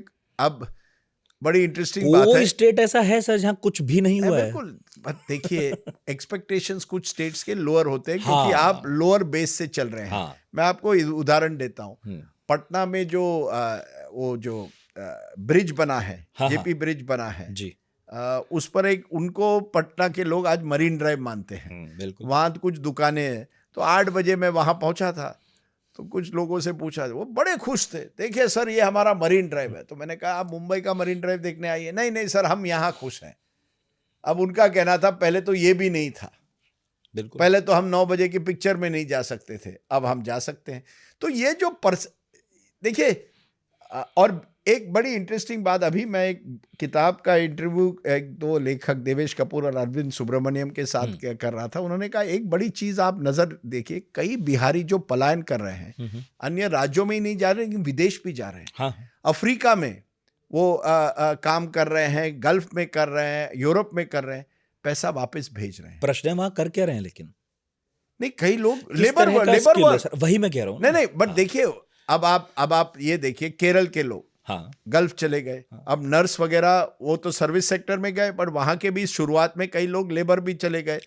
लेकिन उन्होंने केरल में कोई इंडस्ट्रियलाइजेशन नहीं हुई, लेकिन केरल की इकोनॉमी को उन्होंने एक तरह से बूस्ट किया। पंजाब भी ऐसी हुआ। उनका होप है कि ये बिहार में भी होगा, कि जैसे ही लोग इतनी जो माइग्रेंट्स गए हैं वापस पैसा भेज रहे हैं, उससे बिहार में। लेकिन असली मुद्दे जो है ना, हेल्थ का, एजुकेशन का, मुझे एक बात अच्छी लगी, आपने प्रशांत किशोर की बात की जी। प्रशांत किशोर ने कम से कम वो मुद्दे तो उठाए जो बाकियों ने उठाए नहीं थे इतने सालों से। बिल्कुल। और ये अच्छी बात है। इसीलिए मैं चाहता था कि प्रशांत किशोर के वोट तो कम से कम बढ़े, सीट ना बने या ना बने, वोट। देखिए, फर्स्ट पास द पोस्ट हमारे सिस्टम में नए एंट्रेंट के लिए बहुत मुश्किल होता है। बिल्कुल। क्योंकि आपको वोट चाहिए 30%, कैसे मिलेंगे? आसान नहीं है। नहीं है। तो अरविंद केजरीवाल ने किया, लेकिन वो दिल्ली के छोटे राज्य अर्बन में है सर पूरा दिल्ली। फिर एनटीआर ने किया 83 साल में आंध्र प्रदेश में, लेकिन वो फिल्म स्टार थे। Exactly. बिहार जैसे राज्य में करना मुश्किल, लेकिन अरविंद केजरीवाल ने यही मुद्दे उठाए। शिक्षा की क्वालिटी, आपने अभी ये जो आंकड़े दिए, ये लोगों के लिए चौंकाने वाले होने चाहिए। मुझे लगा कि फीमेल एनरोलमेंट तो बढ़ गई थी, लेकिन आपके कहने के मुताबिक अभी भी गैप 20-21% का है जी। सवाल ये उठता है कि क्या लोग इन मुद्दों पर चुनाव जिताएंगे या हराएंगे, या केवल इस पर कि कुछ नहीं बिगड़ा है या कुछ तो किया है, या कम से कम 10,000 रुपए तो दे दिए, जो भी हो, या जंगल राज का डर, या तो आप खौफ देकर लोगों को वोट अपनी तरफ करवाते हैं या लॉलीपॉप देकर। दुनिया उनकी कैसे कितनी बदलेगी नहीं बदलेगी ये कौन जाने। और ये देश की बड़ी समस्या होने वाली है, क्योंकि दक्षिण के राज्य बहुत आगे निकल गए हैं। 4 times 5 times per capita income south में है। आज मुझे वो चौंकाने वाले आंकड़े, सम ऑफ 1/3 इस देश का जो है वो चीन के साथ मुकाबला कर सकता है ग्रोथ रेट में, और 2/3 है जो सब सहारन अफ्रीका में चला गया है। इनफैक्ट मैं आपको यही बता रहा हूँ कि मैं जब दक्षिण भारत में भी गया हूँ पिछले 1-2 साल पहले भी, तो उन लोगों से मैंने ऐसे पॉलिटिकल बात की, बिना अपने बैकग्राउंड बताया, तो उनका ये कहना था कि आप नॉर्थ इंडिया के लोग बहुत बड़ी बड़ी बात करते हो, कैपिटल आपके पास है, सब कुछ सही है, लेकिन आप कभी ध्यान दो कि हिंदुस्तान की जो ग्रोथ स्टोरी है उसमें साउथ सबसे आगे है, सबसे ज़्यादा हम ही लोग हैं जो उसमें योगदान देते हैं, और आप लोग हमें कितना दिल्ली में बैठाते हो, हमारे लिए क्या है वहां पर। तो आप सोचिए कि ऐसे देखा जाए तो भारत पर बोझ आप लोग हैं, हम लोग नहीं। और ये जो भावना है ये बढ़ती रहेगी। हैविंग सेड दैट, मैं इसी साल ऊटी गया था एक लिटरेचर फेस्टिवल के लिए मेरे किताब को लेकर। वहाँ लोग मिले मुझे मार्केट में, बिहार के लेबर क्या कर रहे थे, वहाँ कुछ घर बांध रहे थे, जो यानी तमिल एलिट, तमिल के अमीर लोगों के घर कौन बांध रहा है? बिहारी लेबर। और उनमें से 2-3 मुझे मिले जिन्होंने तमिल भी सीख लिया था, क्योंकि 10 साल से वहाँ हैं। हाँ। अब ये इससे कुछ बैरियर्स टूटते भी हैं, लेकिन ये देश के लिए इतनी बड़ी जो इनइक्वालिटी है कुछ राज्यों में और दूसरे राज्यों में, वो देश के लिए आर्थिक स्थिति से अच्छी नहीं है, सोशल रीजंस के लिए अच्छी नहीं है। पॉलिटिक्स तो कुछ अलग ही है, पॉलिटिक्स तो अलग चलती है। नीतीश कुमार ने तो ये बताया है। देखिए, एक ऐसा व्यक्ति जिसके खुद के कम्युनिटी कुर्मी के 2.5% वोट है, जिसके पार्टी को मुझे लगता है केवल एक बार 20% से ज्यादा वोट मिले 2010 में शायद, जब उनके 115 सीटें आई थी, वो व्यक्ति 20 साल से मुख्यमंत्री, एक छोटा सा गैप था जब मांझी जी को हाँ, उन्होंने ही जब बना बनाया दिया था। था। लेकिन ये बात सोचिए, बिहार की मजबूरी है, नीतीश कुमार जरूरी है, ये तो कहने की बात थी, ये तो असलियत है। कोई सरकार नीतीश कुमार के बगैर बन ही नहीं सकती, ऐसी स्थिति आ गई, इंडिस्पेंसिबल अपने आप को बना दिया। ये अपने आप में एक कला होती है, कला तो है, इसमें या क्या दो राय है? राजनीतिक कला है। कला तो है। अगर थोड़ी देर मॉरल और ये सब वैल्यूज हटा दें और बिल्कुल प्रैक्टिकल पॉलिटिक्स की बात करें, कला तो है ही। अब एक कला और है, परिवारवाद के 10 तरह के आरोप लगाते हैं। आज कैबिनेट जो है 26 लोगों ने शपथ ली है। श्रेयसी सिंह हैं, दिग्विजय सिंह बाला ये दिग्विजय सिंह बांका के सांसद थे, हाँ जी, जेडीयू के हुआ करते थे। जी, उनकी बेटी ले रही है शपथ। इसी में जीतन राम मांझी के बेटे हैं संतोष सुमन। हम्म, इसी में दीपक प्रकाश, उपेंद्र कुशवाहा के बेटे, विधानसभा का चुनाव भी नहीं लड़ा। बिल्कुल। तो कला तो है ही सर। नहीं, देखिए, ये जो परिवारवाद का आरोप लगता है ना, खास करके सरकार विपक्ष पर लगाती है।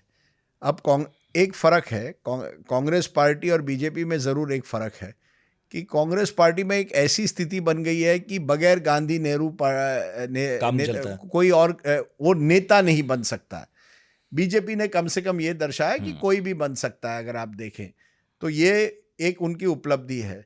लेकिन वो ऐसे लोगों को भी पार्टी में ले रही है क्योंकि उनके पिताजी माताजी कोई ना कोई राजनीति में था। अब उनके सहयोगी जितने हैं बिहार में, फिर वो चिराग पासवान हो, जितिन राम मांझी हो, या चिराग पासवान तो रामविलास पासवान के बेटे हैं, तो वो भी एक तरह से पारिवारिक है। जितिन राम मांझी ने, मुझे लगता है, उनके कई पत्नी को वो तो अलग कई अलग लोग हैं, हाँ, समधी भी होंगे शायद उसमें, हाँ। संबंधियों को टिकट दी थी। 6 टिकट में से मुझे लगता है 4 उनके किसी संबंधियों को दी। जी। उपेंद्र कुशवाहा, जैसे आपने कहा, अपने बेटे को बनाते हैं मंत्री, जो ना केवल ना एमएलए है ना एमएलसी।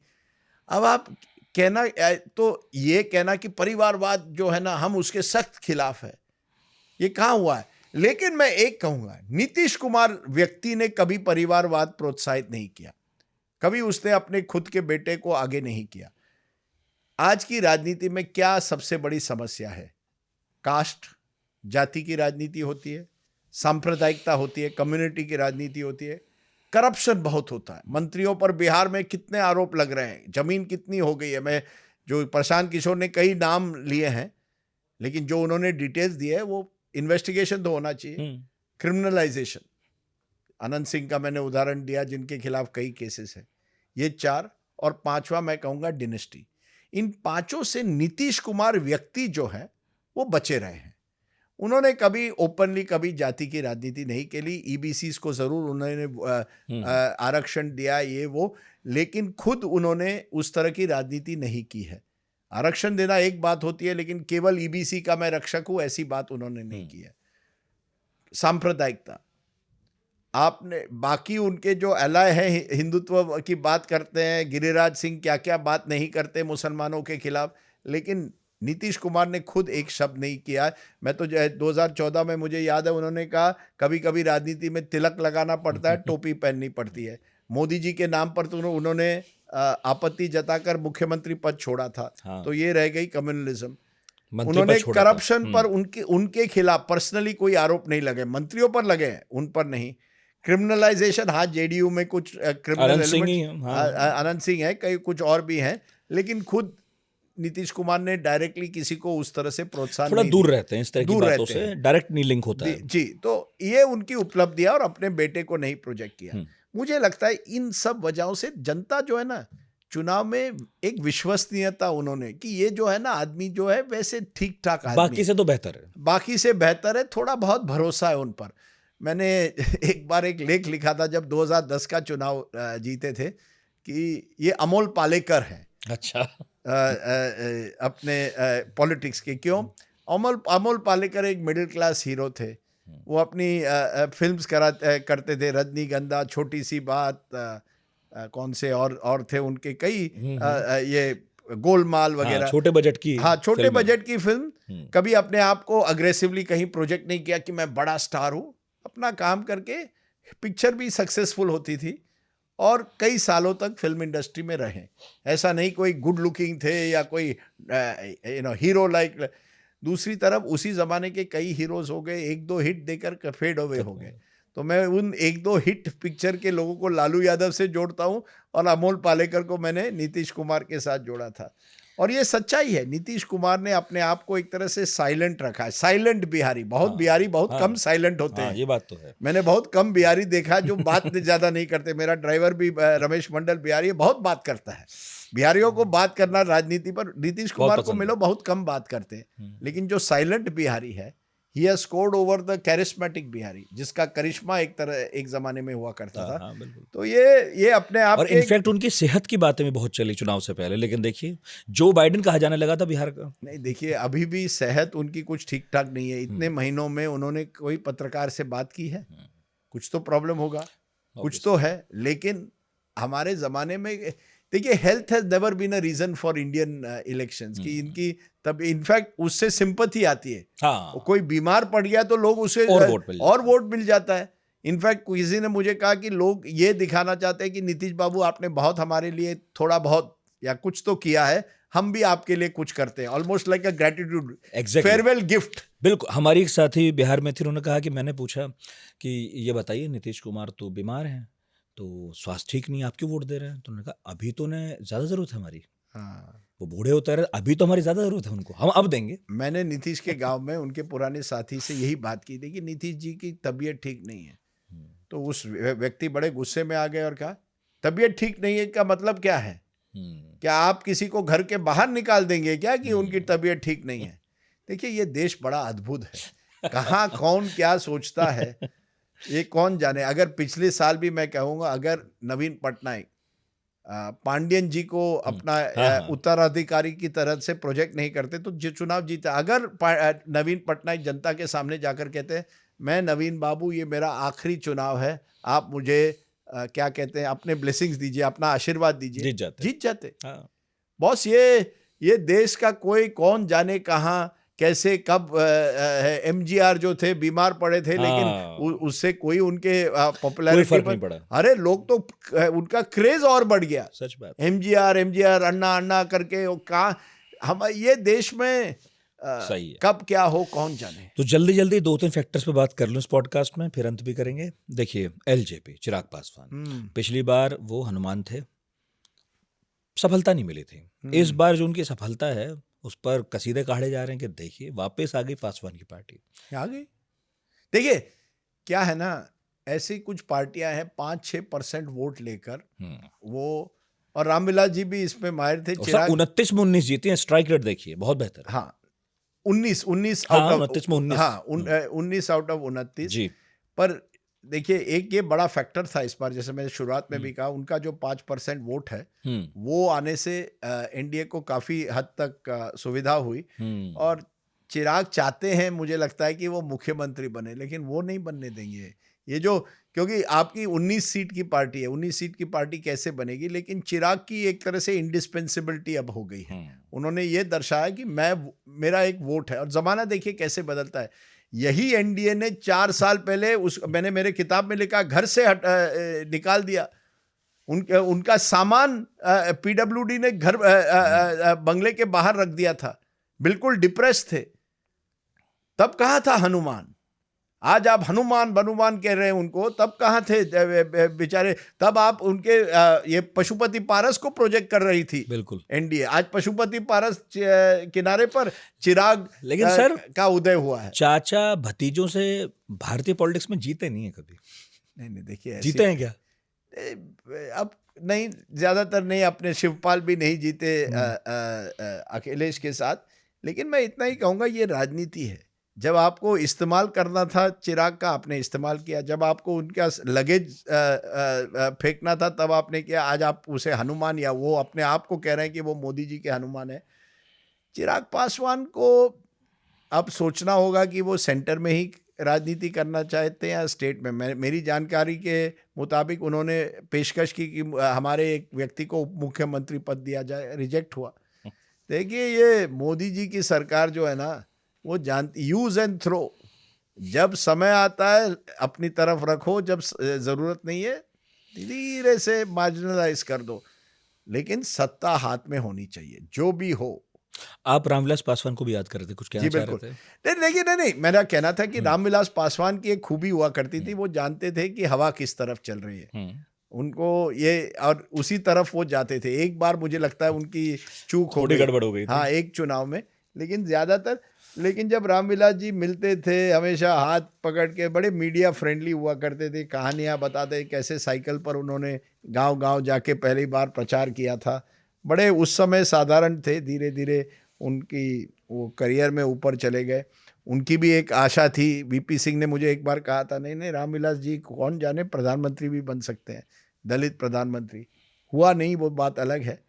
लेकिन उस तरह बिहार जैसे राज्य में चिराग पासवान का एक लिमिटेड रोल होगा। वो किसी एक पार्टी को अपनी ताकत दे सकते हैं, लेकिन कंट्रोल नहीं कर जैसा सकते। यूपी में जयंत चौधरी का रहेगा। जैसे जयंत चौधरी भी, और भी वो यूपी में तो बहुत ऐसे दावेदार हैं, छोटे छोटे, अपना दल और बहुत अपना, कुछ, हाँ, अपन जयंत चौधरी ज्यादातर पश्चिम उत्तर प्रदेश तक जी। सीमित है। चिराग पासवान का थोड़ा बहुत अच्छा, बड़ा विस्तार है। पासवान समुदाय स्प्रेड आउट है, हाँ। लेकिन वो भी 5-6% ही है। उस पर आप ये, इसीलिए तो नीतीश कुमार को मानना पड़ेगा। 2.5% वोट लेकर राजनीति करना एक बात है, तो चिराग शायद नीतीश चाचा से कुछ सीख सकते हैं। कर्पूरी ठाकुर के उत्तराधिकारी नीतीश कुमार को ही कहा जाएगा, अभी तय हो गया है? यस, मुझे लगता है कि समाजवादी मूवमेंट से, मंडल मूवमेंट से, अगर आप किसी नेता को आप कहेंगे कि उसने एक तरह से वो, खास करके बिहार के कॉन्टेक्स्ट में, उसे आगे ले गए उस पूरे मूवमेंट को, तो जरूर आपको पहला नंबर नीतीश कुमार का निकलेगा, जो कई लोगों को सरप्राइजिंग लगेगा। क्योंकि मुझे अभी भी याद है 95 का चुनाव था, नीतीश कुमार अपने पहले 2 चुनाव हारे थे, और 95 का चुनाव फिर जीते 90 में, मुझे लगता है अपने खुद का चुनाव 2 बार हारे थे। और 95 में उन्होंने समता पार्टी बनाई थी, बीजेपी के साथ उन्होंने संबंध किए थे, अलायंस किया था, लेकिन कितने, बहुत कम, 7 या 8, 6 या 7 सीटें आई। अब वो एक मैराथन मैन है, उन्होंने मैदान पर टिके रहे हैं। 2005 से जो पकड़ा है। जी बिल्कुल। देखिए, ये उनकी लाइफ का यही है, ये सबक हम सब के लिए है कि मैदान मत छोड़ो। जो भी है उतार चढ़ाव लाइफ में होता है, लेकिन मैदान मत छोड़िए, और वो गलतियां मत करिए जिससे एक बार आप इतने पछताएंगे कि उससे आपको कम बैक करना आसान नहीं है। नीतीश कुमार ने एक चीज़ की है, वो उसे पलटू राम, कुछ लोग उनके क्रिटिक्स कहते हैं, पार्टियां बदली है, लेकिन ये भी चमत्कार है कि जनता पर उसका कोई असर नहीं हुआ है। असर नहीं है, जिधर जाते हैं उधर वोट प्रतिशत शिफ्ट हो जाता है। हाँ, तो मैं वही, वो जो उसके गांव के जो दोस्त थे, उसको मैंने पूछा, वो बदलते हैं, तो वो टिपिकल बिहारी स्टाइल, ये तो राजनीति है बाबू, क्या है उसमें, क्या प्रॉब्लम है।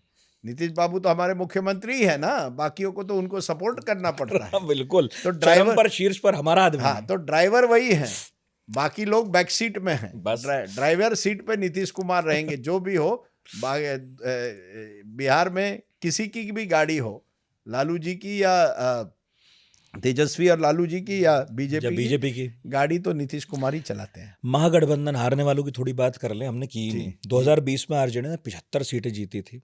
ये लगा कि लालू प्रसाद यादव के उत्तराधिकारी तेजस्वी हैं, अब ये सेटल है, तेजस्वी अब नहीं तो थोड़े दिन बाद अब मुख्यमंत्री बन ही जाएंगे। इस बार 25 ही सीटें आई। एक बताते हैं किसी का शाप लग गया जो सड़क पर कुर्ता फाड़ रहा था। इन 5 सालों में 50 सीटें खो दी, कारण क्या लगे आपको? देखिए, पहली बात, यहाँ भी कांग्रेस की तरह एक कॉन्टेक्स्ट, 2000 चुनाव के बाद 2025 सालों में आरजेडी का अगर आप ग्राफ देखें तो 2015 और 20 को छोड़ के बाकी चुनाव में आरजेडी का ग्राफ उतना नहीं रहा जितने एक समय में था। 15 में उनको बेनिफिट मिला, नीतीश कुमार के साथ थे। 20 में ये बड़ी बात है जो लोग जानते नहीं है, कोविड का साल था। कोविड की वजह से नीतीश कुमार अगर कभी भी हिल गए थे, वो उस समय था। लोग सवाल उनको पूछने लगे थे कि आपने जो माइग्रेंट्स वापस आए उनके लिए क्यों नहीं कुछ सुविधाएं की। देखिए योगी आदित्यनाथ ने क्या किया, दूसरे मुख्यमंत्रियों ने, उसका फायदा डायरेक्टली तेजस्वी को हुआ।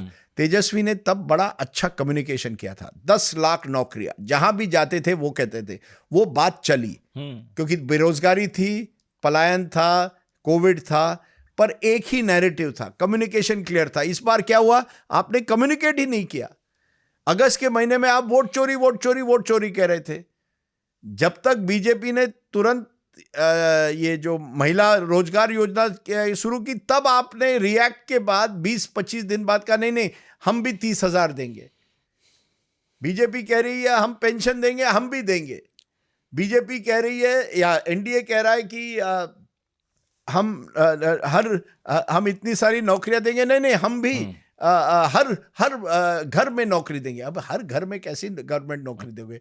जनता भी बिहार की जान पॉसिबल गई। नहीं है। तो आप रिएक्ट कर रहे थे, एजेंडा एनडीए सेट कर रहा था, आप रिएक्ट कर 2020 में आपने एजेंडा सेट किया था, एक क्लैरिटी थी, एक कम्युनिकेशन था, और उसका फायदा तेजस्वी यादव को हुआ कि एक नया चेहरा, युवा चेहरा, बड़ा डायनामिक कैंपेन उनका था 2020 में। इस बार मुझे लगा वो कैंपेन ही टेक ऑफ ही नहीं हुआ। आपको क्या ये भी लगता है जैसे राहुल गांधी के साथ एक कांग्रेस, मतलब आप समझिए कि उसका जो बुरा किया हुआ है वो राहुल गांधी के कंधे पर सवार रहता है। राहुल को हमेशा सफाई के मोड में रहना पड़ता है, कांग्रेस ने ये किया, उसने वो किया। क्या तेजस्वी को भी वैसी ही लायबिलिटी आरजेडी के राज की झेलनी पड़ती है, उठानी पड़ती है कि भाई जंगल राज, जबकि तेजस्वी का क्या लेना देना उस जंगल राज से? नहीं, देखिए तेजस्वी के लिए बड़ी एक दुविधा है कि लालू जी उनके लिए एसेट भी हैं हाँ। और लायबिलिटी भी। वो एसेट है क्योंकि वो यादव मुस्लिम वोट अभी भी उनके साथ है। लायबिलिटी है कि लोग जंगल राज का पर ध्यान देते हैं। लेकिन आपने राहुल और तेजस्वी का जिक्र किया। एक प्रॉब्लम दोनों में है कि देखिए आपके इर्द गिर्द जो एडवाइजर्स होते हैं, जो आपको सलाह देते हैं, उन पर आप इतना निर्भर हो जाते हैं कि जनता और जमीन पर क्या होता है उससे आप डिस्कनेक्ट हो जाते हैं। और मैंने कई ये जो सेकंड जनरेशन, थर्ड जनरेशन नेताओं में देखा है। देखिए फर्स्ट जनरेशन का नेता क्या है, वो मास लीडर होता है, वो जमीन से उठकर आता है, तो वो जानता है किसको कहाँ रखना है। सेकंड थर्ड जनरेशन लीडर जो है वो नेचुरल पॉलिटिशियन बहुत कम रहते हैं, इसलिए वो कोटरी पर डिपेंड करते हैं। अब राहुल गांधी की भी कोटरी थी और तेजस्वी की भी, और कहीं ना कहीं मुझे लगता है इसमें वो जो सेल्फ कॉन्फिडेंस होना चाहिए वो कमज़ोर हो जाता है। It was a bad campaign. Mahagathbandhan ने बहुत ही, कैंपेन उनका टेक ऑफ ही नहीं हुआ। फ्रेंडली फाइट्स का मतलब क्या? 12 सीटों पर आप लड़ेंगे तो परसेप्शन क्या जाता है, तो आप एक साथ नहीं है। राहुल और तेज, आपने महिला फैक्टर उस तरफ से है, तो आपने अपने भी महिला जो है उनको आगे करना चाहिए था, या प्रियंका गांधी वाड्रा या किसी को भी। आपको स्ट्रेटेजी करनी, एक आपने अब आप ये इनके जो कांग्रेस के अध्यक्ष हैं, ये जो दलित चेहरे हैं, जो दलित चेहरे हैं, राम जो हैं उनके, अब सवाल ये उठता है कि क्या जनता जानती है उनका नाम? क्या जनता जानती है कि ये कांग्रेस के बड़े नेता बन गए हैं? मुझे लगता है ये सब जो है ना, कम्युनिकेशन स्ट्रैटेजी, किस समय क्या करना है। राजेश कुमार उनके जो प्रदेश अध्यक्ष है, अब ये जनता तक पहुंचना चाहिए ना, क्योंकि दलित समुदाय जो है पिछले चुनाव में कांग्रेस की तरफ आकर्षित हो रहा था। नेगेटिव वोट कहिए कि संविधान खतरे में, इस वजह से इस बार जो है वो बिल्कुल नहीं नजर आया। मैं तो आपकी इस बात से भी खुद को सहमत नहीं पा रहा, लेकिन जो आप कह रहे हैं आरजेडी का मुस्लिम यादव वोट उसके साथ ही रहा। सीमांचल में तो ऐसा हुआ नहीं। 24 सीटों में ज़्यादातर एनडीए के पक्ष में नजर आई। 7 बीजेपी को मिली, 5 जेडीयू को, 2 एलजेपी को। एआईएमआईएम ने 5 सीट हासिल की और महागठबंधन ने टोटल 5 हासिल की। कांग्रेस 4, आरजेडी 1। तो फिर आप ये बात कैसे कहते हैं कि मुस्लिम यादव जो वोटर बेस है वो बना हुआ है? नहीं, देखिए ऐसा है ना, 100 लोग अगर कॉन्स्टिट्यूंसी में होते, 100 के 100 मुसलमान नहीं होते, राइट? जहां मुस्लिम बड़े तादाद में थे, अररिया हो, किशनगंज हो, कुछ ऐसे इलाकों में ज़रूर एआईएमआईएम ने ठीक ठाक प्रदर्शन किया है। उनको पिछली बार भी किया था, 5 सीटें आई, इस बार भी। युवा जो मुसलमान है या जिसको ऑप्शन दिखता है, या तो लोकल कैंडिडेट मजबूत है या ओवैसी जी का एक तरह से होल्ड है। लेकिन पूरे बिहार में अगर आप देखें तो at least 70% according to post polls have voted, 70-75%, 3 out of every 4 have voted for RJD और महागठबंधन। मैक्सिमम वोट उन्हीं को पड़ा है। कुछ इलाकों में जहां कैंडिडेट मजबूत हो या लोकल स्थिति, कुछ चुनाव लोकल लेवल पर भी लड़े जाते हैं। एक एआईएमआईएम का प्रेसिडेंट था, वो जीता है। तो मैं ये नहीं कहूँगा कि वोटर मुसलमानों ने आरजेडी छोड़ी को छोड़ा है। एक बात तो एक मुस्लिम व्यक्ति ने कहा, या ओवैसी ने मुझे कहा कि और उसका कैंपेन वो चला कि ये लोग ये मुकेश सहनी को उप मुख्यमंत्री घोषित कर रहे हैं, फिर मुसलमान को क्यों नहीं? क्या आप चाहते हैं, हमारा वोट चाहते हैं, लेकिन आप हमें उप मुख्यमंत्री पद नहीं देंगे। ओवैसी जी ने बात बहुत चलाई सीमांचल में, और युवाओं के बीच वो हिट हो गए। और इस बार पिछले 35 सालों में ये सबसे कम विधायक पहुंचेंगे मुस्लिम, सिर्फ 10 मुस्लिम होंगे इस विधानसभा में। पिछले 3.5 दशक में सबसे कम का आंकड़ा है ये। और आज भी जब कैबिनेट हुई, मुझे लगता है एक ही मुस्लिम, एक मुस्लिम चेहरा है, लेकिन ये देश भर में हो रहा है। इसे आप कैसे डिकोड करेंगे ये बताइए? कोई कह रहा है, देखिए बीजेपी तो ये कहती है कि जो जिताऊ होगा उसे देंगे। आपके कहने से थोड़ी होता है कि मुसलमान को दे दो, इसे दे दो। ठीक है, ये उनकी बात। आप कैसे देखते हैं? नहीं, मैं इस तरह से देखता हूं कि ये देश की तस्वीर बदल गई है। आज बहुत कम हिंदू, ये बहुत बड़ी बात मैं कहने जा रहा हूं, बहुत कम हिंदू मुस्लिम कैंडिडेट को वोट देने के लिए तैयार है। ये सच्चाई है इस देश की। आप चलिए 1980 में आरिफ मोहम्मद खान उत्तर प्रदेश से कानपुर या बहराइच से लड़े थे चुनाव। नंबर 1 और नंबर 2 कैंडिडेट वहां से दोनों मुस्लिम थे, हिंदू डोमिनेटेड कंस्टिट्यूंसी में। और बीजेपी का पहला चुनाव था, जनसंघ से बीजेपी हुई थी, उनका कैंडिडेट तीसरे नंबर पर था और बहुत पीछे था। ये आज हो ही नहीं सकता इस देश में। ये एक तरह से ये है ना कि, और इसीलिए सब पार्टियां डर गई है कि अगर हम मुस्लिम कैंडिडेट को दें तो हिंदू कंसोलिडेट हो जाएगा, अगर हम अग्रेसिव मुस्लिम कैंडिडेट को दे तो और भी पछताएंगे। पिछली बार यही दरभंगा में हुआ था, बिहार में 2020 में। तो हम क्यों उसमें पड़े ही, नाम ही ना ले, क्योंकि जैसे ही हम करेंगे या तो हम पर ये इल्जाम होगा आप मुस्लिम पार्टी बन गए। कांग्रेस, सोनिया गांधी ने एक इंडिया टुडे कॉन्क्लेव में माना था कि जनता में एक ऐसी एक बात फैल गई है कि Congress is a Muslim party, और डर, और इसी वजह से कांग्रेस भी अब कम मुसलमानों को टिकट देती है, थोड़ा बहुत देती है लेकिन कम मुसलमानों को देती है। लोकतंत्र का पूरा आइडिया है रिप्रेजेंटेशन का, फर्स्ट पास, यही तो मैं इतनी देर से बोल रहा था। फर्स्ट पास द पोस्ट में क्या होने वाला है? तो कॉन्स्टिट्यूशन बहुत अच्छा है, लेकिन प्रैक्टिकल पॉलिटिक्स के नाम पर हम उसके मूल्यों को नहीं मानेंगे बस। बिल्कुल। और यही आज क्या हुआ, एक जमाने में ये आरोप लगता था सो कॉल्ड सेक्युलर पार्टीज पर, धर्मनिरपेक्ष पार्टी, कि आप मुस्लिम वोट बैंक पॉलिटिक्स करते हैं। आज आरोप ये होना चाहिए कि आप हिंदू वोट बैंक पॉलिटिक्स करते हैं। तो हिंदू वोट बैंक, मुस्लिम वोट बैंक पॉलिटिक्स करते हो तो आप गलत हो, हिंदू वोट बैंक पॉलिटिक्स करो तो सही हो। और ये सब पार्टियों में अब डर फैल गया, इसीलिए तो टिकट नहीं देते, इसलिए मंत्री नहीं बनाते। I think this is also the lowest number of Muslim MPs in parliament at the moment. और या पिछले या तो 2019 या 2024, दोनों में से सबसे, शायद 2019 में और भी कम थे क्योंकि तब मोदी जी की वेव थी।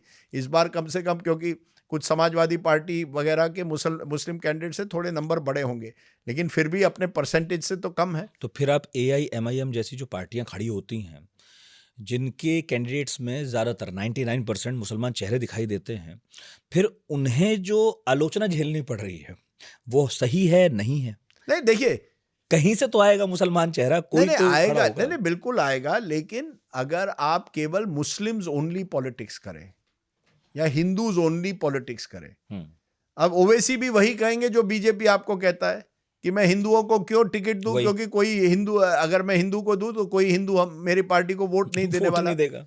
तो देखिए, लेकिन ये जो पॉलिटिक्स है ये बहुत ही खतरनाक है देश के लिए, मैं समझता हूँ। इनफैक्ट इन सब चीज़ों पर बहस होती नहीं है कि शायद प्रोपोर्शनल रिप्रेजेंटेशन होना चाहिए। आप first past the post system करेंगे तो you will be an unrepresentative democracy now. या तो आपको रिजर्वेशन करने चाहिए, रिजर्वेशन तो आप नहीं करेंगे क्योंकि आप डरेंगे, अरे बाप रे, अगर मुस्लिम को आज रिजर्वेशन दे दे तो तो हो चुका। तो या आप दलितों को देते हैं, आदिवासियों को देते हैं, क्या आप मुसलमानों को देंगे? Possibly not. आप महिलाओं को अब देने जा रहे हैं।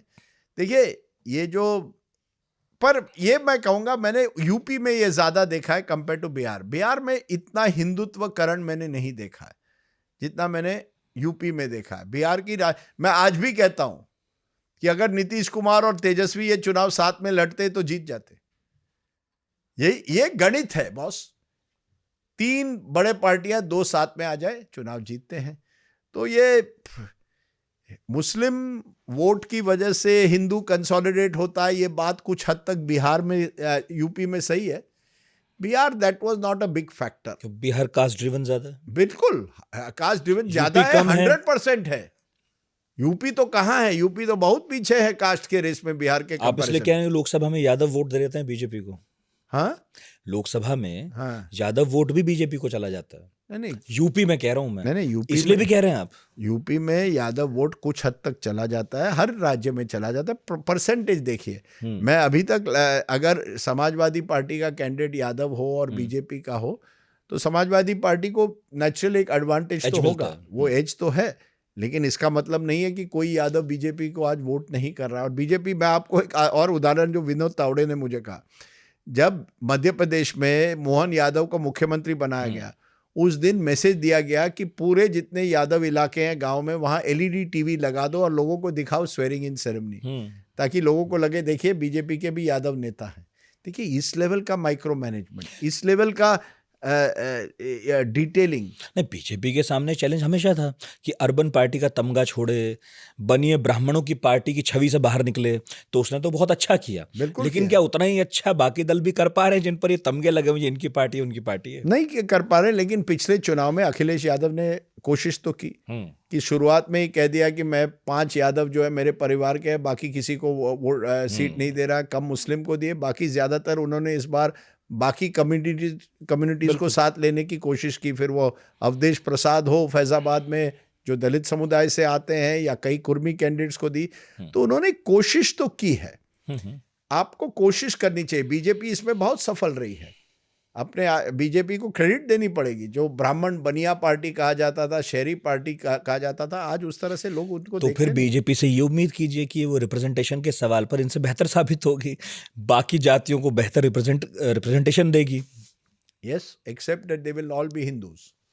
अच्छा, except that they will all be Hindus. So they will do representation for everyone except for Muslim. They will, वहाँ वो एक लक्ष्मण रेखा ड्रॉ करते हैं और आपको कहेंगे पर मुसलमान हमें वोट नहीं देता इसलिए हम नहीं देंगे। लेकिन मुसलमान वोट देता है, ऐसा दावा वो करते हैं। नहीं, कम से कम मुस्लिम महिलाओं का वोट मिलता है, ये दावा तो बहुत नेता करते हैं। ये सब प्रोपेगेंडा है, देयर इज नो, ये सब बोलने के लिए है। कोई पोस्ट पोल सर्वे ने ये नहीं दिखाया कि इतना बड़ा 10% से ज्यादा कभी नहीं गया है। तो क्या ये बात भी गलत नहीं है कि मुसलमान यही तय कर ले कि हम बीजेपी को वोट नहीं देंगे, चाहे कितना अच्छा कैंडिडेट हो उनका, एक वोटर के तौर पर? देखिए, अगर आप किसी समुदाय को लगातार एक तरह से कटघरे में रखो और फिर कहो नहीं वोट तो आप, अगर आप वोट देंगे तो हम आपके लिए कुछ करेंगे, ये नहीं चलेगा। लेकिन बीजेपी ये तो कह सकती है, मोदी जी ये कह सकते हैं कि जब मैं शौचालय बना रहा हूँ या इंदिरा आवास योजना, सॉरी प्रधानमंत्री आवास योजना में घर दे रहा हूँ, तब मैं डिस्क्रिमिनेट नहीं कर रहा हूँ कि मुस्लिम को मिल रहा है, हिंदू। ये सच्चाई, ये भी एक सच्चाई है कि जब रास्ता बनता है, रास्ता मुसलमानों के लिए भी बनता है और हिंदुओं के लिए भी बनता है, सबके लिए बनता है। तो बीजेपी ये तो कह सकती है ज़रूर, इसमें कोई दो राय है। लेकिन इसके साथ साथ कभी कभी जब गिरिराज सिंह जैसे नेता जो कमेंट्स करते हैं, उसके बाद मुसलमानों में एक खौफ है, डर है। मुझे लगता है एक मुसलमानों में एक वो अब उनको लगता है यार कोई हमारा लिए है ही नहीं, कोई पार्टी नहीं है। अब ये AIM का वोट वहीं से मिल रहा है। वो कह रहे हैं ये जितने भी मेन स्ट्रीम पार्टी है हमारे लिए बस बात करते कुछ नहीं हमारे लिए।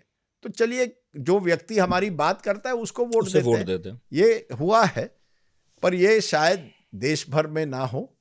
और ओवैसी की भी एक सीमा है, कुछ इलाकों में वो सक्सेस पा सकते हैं। लेकिन it is a reality of India कि ये जो कास्ट और कम्युनिटी बेस्ड पार्टीज है, उनके लिए भी अभी भी हमारे लोकतंत्र में थोड़ी सी तो जगह है ही बची है। सेकंड लास्ट, PM मोदी गमछा लहराते पहुंचे, एक ऐलान किया, अब बंगाल की बारी है, आगे केरल भी। कॉन्फिडेंस तो आया लोगों में, तगड़ा बूस्ट हुआ, भाजपा कार्यकर्ताओं का कॉन्फिडेंस रहा आसान है बीजेपी की यहाँ? मोदी मास्टर है इन सब कम्युनिकेशन में। बंगाल और केरल बीजेपी दोनों के लिए बहुत ही कठिन है। केरल में 2 बड़े अलायंसेस हैं, बीजेपी पार्टी नंबर 3 है। पर एक बीजेपी RSS नेता ने, मैं कई साल पहले मैं केरल में ही मिला था, 10 साल हो गए होंगे, उन्होंने कहा हम लोग we are ready to wait, 25 साल लगे, 30 साल लगे, लेकिन प्रयास करते रहेंगे। तो अभी तक 10 ही साल हुए हैं और 20 साल रुकिए। उनको लगता है कि अभी भी धीरे धीरे अगर कांग्रेस फिर से हार जाए तो कांग्रेसी का वोट जो है धीरे धीरे उनकी तरफ आएगा, ये उनकी उम्मीद है। अब कितने हद तक आता है ये कहना, बट तुरंत तो बीजेपी का कोई केरल जैसे राज्य में इमीडिएट सक्सेस तो नहीं होने वाला। रही बंगाल की बात, बंगाल में लड़ाई ज़रूर होगी। 15 साल की एंटी इनकम्बेंसी ममता बनर्जी को झेलनी पड़ेगी इस बार, तो उससे ज़रूर बीजेपी को लगता है एक ओपनिंग है। लेकिन आपको बंगाल के कल्चर में उनकी जो अलगपन है, वहाँ के आपको एक बंगाली फेस देना पड़ेगा। और ममता दी को आप लाख कोसें कहें गवर्नेंस पे, वो कई चीज़ों में कमज़ोर रही है। एक है, उन्होंने एक जनता के साथ अपना एक अलग कनेक्ट बनाया है। मास लीडर कौन होता है? जो जनता से रोज़ 365 दिन वहीं बैठी रहती है। और अगर आप देखें, एक दिन सिलीगुड़ी में रहेगी, दूसरे दिन कहीं बांकुरा में रहेगी, तीसरे दिन बीरभूम में, चौथे दिन कोलकाता में, लगातार एक तरह से राज्य भर में घूमती है। तो ऐसे नेताओं को हराना मुश्किल है, लेकिन एंटी इनकम्बेंसी है, मुश्किल है, नामुमकिन नहीं। एक बात है कि वहाँ मुस्लिम 30% से ज़्यादा है, जो बात हमने दूसरे राज्यों में भी देखी, वो बीजेपी को वोट नहीं करेंगे। और महिला का वोट जो है, हमने बिहार में भी देखा है, बहुत इंपॉर्टेंट है। अगर ये 2 M, ममता इक्वल्स M+M, महिला प्लस मुस्लिम, अगर ये उन्हीं की तरफ रहा तो उसको हराना मुश्किल है। तो प्रधानमंत्री का कहना अपने आप को, अपने वर्कर्स को प्रोत्साहित करने के लिए अपनी जगह बहुत इंपॉर्टेंट है। और प्रधानमंत्री ये खूबी है, वो एक बार माइक उनके सामने रख दो, आपके पॉडकास्ट पे ले जाओ, वो अलग अलग लाइन पर ही चलेंगे। वो जनता को कहीं कैसे मैसेज कहाँ से देना है, गमछा बमछा सब। मुझे अभी भी याद है 2012 में गुजरात में जीते थे, और तब उन्होंने उस दिन जब जीते थे हिंदी में स्पीच की। गुजराती ऑडियंस वडोदरा में मेरे में थे वो। मैं टीवी पर, मैं चैनल पर था, मैंने किसी को कहा देखिए अब ये दिल्ली आएंगे, क्योंकि वो जान गए, मुझे भी याद है वो एड्रेस जो थी वो वहाँ के लोगों के लिए नहीं थी, वो दिल्ली के लिए थी, देश भर के लिए थी। कि अब मैं हिंदी में बोल रहा हूँ, अब देश, आज गुजरात कल पूरा देश। ये मोदी जी की खासियत है। PhD in communication boss, masters in communication. अब ये कट्टा शब्द बिहार में उन्होंने यूज किया, उससे क्या आपने एक इमेज लोगों के, अरे बाप रे कट्टा आ सकता है। आप सोचिए, जैसे मैंने कहा ना, बेटा रात को सो जा, गब्बर सिंह आएंगे, बेटा रात को सो जा, कट्टा लेकर कोई आ सकता है। ये और किसी ने मुझे, what is this prime minister, कोई मेरे एक दोस्त, प्राइम मिनिस्टर टॉकिंग ऑफ कट्टा, दिस इज वेरी रॉन्ग। ये सब ठीक है, अपने ड्राइंग रूम में बैठकर ड्रिंक के ऊपर हम कह सकते हैं वेरी रॉन्ग, ये स्टेट्समैन होना चाहिए। प्रधानमंत्री चुनाव जीतना चाहते हैं, ये चुनावी मशीन है बॉस, ये चुनाव के लिए मशीन है। फिर वो कुछ भी कर सकते हैं, मंगलसूत्र छीन लिया 2024 में, कह दिया भैंस आपकी चली जाएगी। डर फैलाना है लोगों में, एक तरह लोगों को प्रोत्साहित करना है, दूसरी तरफ डर फैलाना है। Fear as well as identity politics दोनों खेलते हैं, मास्टर है इसमें। नहीं, आप कह रहे हैं और मुझे, मैं भी उनमें से हूँ। मुझे लगता है इसमें साम दाम दंड भेद की राजनीति है। मुझे अच्छा नहीं लगता कि इस तरह की राजनीति हो। मुझे लगता है विकास, आप कहते हैं विकास पर हो तो विकास पर ही होना चाहिए, लेकिन होता नहीं है। नहीं तो आप कह रहे हैं पॉडकास्ट पे आएंगे, बहुत लंबा बोलेंगे, लेकिन आपके लिए उम्मीद खुली है क्या इंटरव्यू की? अब बहुत दिन हो गए इंटरव्यू लिए हुए। जी बिल्कुल, अब आ गया फोन? नहीं, उनका फोन आया था, लेकिन स्वास्थ्य के लिए आया था। मैं चाहता हूं कि असली खुशी मुझे तब मिलेगी जब वो कहेंगे राजदीप जी आओ, चलो पुराने ज़माने की तरह 1 घंटे का इंटरव्यू मैं दे रहा हूँ, जो भी आपके सवाल है उनको मैं पूरी तरह से आंसर करूँगा, आप एक तरफ मैं एक तरफ, जनता डिसाइड करें। तो सर बर्फ तो ऐसी फोन कॉल से घुलती है? अरे कोई नहीं, ये सब पिघलती है। नहीं ठीक है। देखिए, अब पर्सनल और जर्नलिस्टिक को मैं अलग, प्रोफेशनल को मैं अलग मानता हूँ। पर्सनल लेवल पर मैं बहुत खुश हूँ कि कोई इतने बड़े नेता फ़ोन करके आपके सेहत के बारे में पूछते हैं, आपके बारे, और बिल्कुल उनको कोई ज़रूरत नहीं थी, ना ही उन्होंने कहा कि ये पब्लिसाइज कीजिए, अच्छी बात है। प्रोफेशनल लेवल पर मैं चाहता हूँ कि वो कम से कम इंटरव्यू दे, प्रेस कॉन्फ्रेंस कर ले, और इंटरव्यू बगैर कोई स्क्रिप्टेड क्वेश्चन, अनस्क्रिप्टेड। मैं कोई उनको कटघरे में नहीं रखना चाहता, पर सवाल पूछना चाहता हूँ।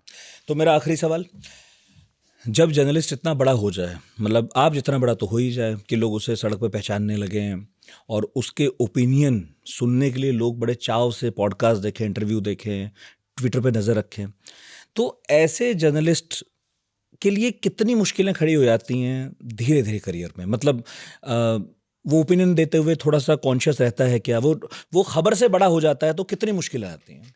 देखिए, एक और ये मैं इतना ही कहूँगा, मैंने पत्रकारिता 1988 में शुरू की, जहाँ बाईलाइन मिलती थी बाय स्टाफ रिपोर्टर। टीवी भी नहीं था, इंटरनेट भी नहीं था, कंप्यूटर भी नहीं था, मोबाइल भी नहीं था। हम पत्रकार इस वजह से नहीं बन गए कि हमारा फेम बनेगा, हम फेमस बन जाएंगे। एक दो बार जब बाईलाइन मिलती थी खुश थे उसी से। ज़माना बदल गया, हम वहीं के वहीं रह गए हैं। आज आपके साथ पॉडकास्ट कर रहे हैं, किसी के साथ मैंने अभी एक इंटरव्यू किया टीवी के लिए, फिर लल्लन टॉप पे कोई शो किया, वो चलता रहता है। अब कोई रास्ते पर आपको प्रॉब्लम क्या हुई है कि आप 6 घंटे का एनालिसिस करें बिहार के चुनाव में, या 6 से ज़्यादा उस दिन जिस दिन काउंटिंग थी, लेकिन लोग क्या याद करते हैं? हीरो से जीरो आपने प्रशांत किशोर को क्यों कहा? अब ये फंस गए हम। कोई 20 सेकंड काटता है, कोई 30 सेकंड। अब इतना लंबा आपने मुझे यहाँ फंसाया है और अब काटेगा कोई, अरे 15 सेकंड जो है, जो उनको लगे वायरल चला जाएगा, फिर वो बीजेपी आईटी सेल। अब इसके लिए मैं तैयार नहीं था जब मैं 1988 में जर्नलिस्ट बन गया। अगर आज आप मुझे कहें जर्नलिस्ट, मैं नहीं कहूँगा बॉस, मैं कुछ और करूँगा। सही में? अरे नहीं, ये सब नहीं करना। इसके अलावा कोई वकील बनता, कुछ अपनी ज़िंदगी पैसे भी ज़्यादा बनाता, मुझे लगता है मेरी वकालत भी अच्छी होती, मैं ट्रेन भी था वकील बनने के लिए। लेकिन यहाँ क्या, ट्विटर पे किसी ने कुछ लिख दिया, आपको ना वो आदमी आपको जानता है ना आपके पर्सनल लाइफ में है, लेकिन कुछ भी कह सकता है आपके बारे में, आप कुछ नहीं कर सकते। कोई फेसबुक पर कह देगा, कोई इंस्टा पे कह देगा, और ये लगातार होता है। ये मेंटल हेल्थ नहीं प्रभावित करता? बिल्कुल कर रहा है। देखिए मेरी हालत क्या हो गई है, बाल कैसे पक गए। मतलब बाल पकने की तो उम्र है आपकी, लेकिन नहीं, बाल पकने क्यों नहीं, बाल काले। मेरे कुछ स्कूल के दोस्त हैं, उनके बाल बिल्कुल काले हैं। यही मुसीबत है, स्ट्रेस लेते हैं। इतना स्ट्रेस नहीं हुआ करता था। ब्रेकिंग न्यूज़, कल किसी ने मुझे उस चैनल ने उस व्यक्ति का इंटरव्यू किया, आप भी लाई। यार मैंने कहा यार 11 बज गए हैं सुबह के, मैं कुछ और कर रहा हूँ, बाद में करेंगे। नहीं अभी चाहिए। एक ठहराव जो होता है, गुलजार साहब ने बड़ा अच्छा वर्ड मुझे एक बार कहा। मैंने उनको पूछा एक बार कि आपने इतनी बढ़िया फिल्में की 70 के दशक में, एक के बाद एक हिट, कहाँ से इतनी एनर्जी आएगी? उसने कहा जिंदगी में ठहराव थी। फिर उन्होंने मोबाइल देखा, ये मोबाइल नहीं था। आज क्या मैं बार बार देख रहा था, व्हाट्सएप किसी ने मुझे भेजा कि नहीं भेजा तो क्यों नहीं भेजा। आपकी बात ज़्यादा लोगों तक इसी दौर में पहुंच रही है ना, ज़्यादा लोगों तक। आप कुछ भी लिखते हैं ट्विटर पे, देखिए मैं तो देखता हूँ क्या एंगेजमेंट है आपका। नहीं, एंगेजमेंट से कुछ नहीं होता। एंगेजमेंट से ना ही मुझे ज्यादा पैसे मिलते हैं, गालियां मिलती है। आप पैसे के लिए आए थे पत्रकारिता में? नहीं बिल्कुल नहीं। फिर बिल्कुल नहीं। पर देखिए, अगर आप कह रहे हैं कि एंगेजमेंट है, तो एंगेजमेंट का कुछ तो फायदा होना चाहिए। लोग बात सुनते हैं सर। अरे सुनते हैं, गालियां देते हैं, उसमें क्या है? और मेरे पहले भी देते होंगे, मन में देते होंगे, अब कम से कम आपको पता तो चलता है गाली मिल रही है। नहीं, देखिए मेरा साफ है, ये प्रोफेशन मेरे लिए एक जिंदगी भर का एक प्रयास रहा है। मुझे बहुत आनंद आया है कि मैंने इतने लोगों को इंटरव्यू किया है, मिले हैं इतने लोग। आप जैसे यंग लोग हैं जो अच्छे पॉडकास्ट कर रहे हैं। मुझे खुशी है कि ये प्रोफेशन एक तरह से अलग अलग दिशाओं में जा रहा है। दुख बस एक बात का है कि लोग बगैर जाने हुए आप पर कुछ भी कह सकते हैं, और आप उनको कैसे, कितने लोगों को आप क्या जवाब देंगे, और बस उससे कभी कभी गुस्सा आता है। लेकिन मेरा अभी ये इंटरव्यू आप कितने 12:30 बजे ख़त्म होगा, मैं घर पहुंचूंगा 1 बजे, कुछ थोड़ा बहुत जो सूप है पीकर मैं किशोर कुमार के गाने सुनकर 2 बजे सो जाऊंगा। अब बस वो गाने सुनकर मैं खुश होता हूँ, या क्रिकेट की मैच देखा, या क्रिकेट के पॉडकास्ट में देखता हूँ और खुश होता हूँ। कल एशेज भी शुरू हो रही है, तो वो मैं 8 बजे उठकर, मुझे बहुत अच्छा लगता है, वो टेलीकास्ट भी फर्स्ट क्लास होता है। तो इन सब चीज़ों से, अब बेटी की भी शादी हो गई है पिछले महीने, तो मैं भी खुश हूँ कि कहीं ना कहीं दुनिया मेरी भी बदल गई है। बिल्कुल। बुढ़ापा आ गया, चलता रहेगा, ये जिंदगी क्या है, आदमी मुसाफिर है, आता है जाता है। लेकिन जब आपको सड़क पे देखता हूँ तो आपसे सहमति असहमति अपनी जगह, मैं हर किसी को यही कहता हूँ कि इस उम्र में अगर इतनी ऊर्जा हमें बची रह गई सड़क पे भागने दौड़ने, माइक लेकर गाली खाने की, फोन वो नीचे नहीं शीशा कर रहा है एक नेता आप कह रहे हैं एक सवाल, तो बहुत क्या बड़ी बात अपने है। कौन है वो मंत्री हाँ, बिहार के। लल्लन सिंह। जी। लल्लन सिंह को मैंने कहा कि खिड़की नीचे करिए सर, करी उन्होंने, 2-3 सवाल पूछे, अब वो वायरल चला गया। हाँ। 1.5 मिनट का इंटरव्यू मुझे कोई एयरपोर्ट पे मिला, मैं पटना एयरपोर्ट पे वापस आ रहा था, अरे सर आपने तो लल्लन सिंह की तो को क्या जवाब, मैंने कहा 2 सवाल पूछे उसके बाद तो वो गुस्सा हो गए, नहीं नहीं सर यही तो बात है। अब एक जमाने में 1.5 मिनट का तो साउंड बाइट हुआ करता था, आज हाँ, वो इंटरव्यू बनता आज है। इंटरव्यू। ठीक है, जमाना बदलता है, हम नहीं बदले। मैं इतना आपको कह सकता हूँ, आप मेरे पुराने दोस्तों से मिलिए, वो कहेंगे हम तो वहीं के वहीं रहे। नहीं नहीं, मैं नीरजा चौधरी हूँ, आप हूँ, सबको देखता हूँ। मैं ये कहता हूँ कि हमारी नौकरी देखिए, अंदर बैठ के बात करते हैं, किताब पढ़ते हैं, बहुत सुविधाजनक है। आप लोग इस उम्र में भी सड़कों पे उतर के जिस तरह से दौड़ भाग करते हैं, हमें बहुत प्रेरणा मिलती है। नहीं, सवाल यह है कि अगर आप सड़कों पर नहीं जाए तो आप कैसे मूड लोगों कर मैं- लेते हैं सर, लोग मैंने- स्टूडियो से बता देते हैं मूड क्या मैंने है। कई ये यूट्यूबर्स को सुना है, सब कह रहे थे महागठबंधन जीतेगा, आप लोग सब गोदी मीडिया बोदी मीडिया, मुझे भी गोदी मीडिया कह दिया क्योंकि मैंने कहा एनडीए जीत रही है। अब क्या कहें, ये चलता रहेगा। मैं ना किसी के गोदी में हूँ, मैं बस अपने बेड में सोकर रात को बुढ़ापे में क्या खाक मुसलमान होंगे। सही है, बहुत बहुत थैंक यू बहुत बहुत शुक्रिया सर दूसरी बार आने का। Thank you so much. Rajdeep Sardesai Padhaku Nitin में आए। आपको कुछ कहना है तो जरूर लिखिए कमेंट बॉक्स में, मुझे उम्मीद है पूरा पता है, जरूर कुछ कहना होगा, प्लीज। बहुत नितिन बहुत बहुत शुक्रिया।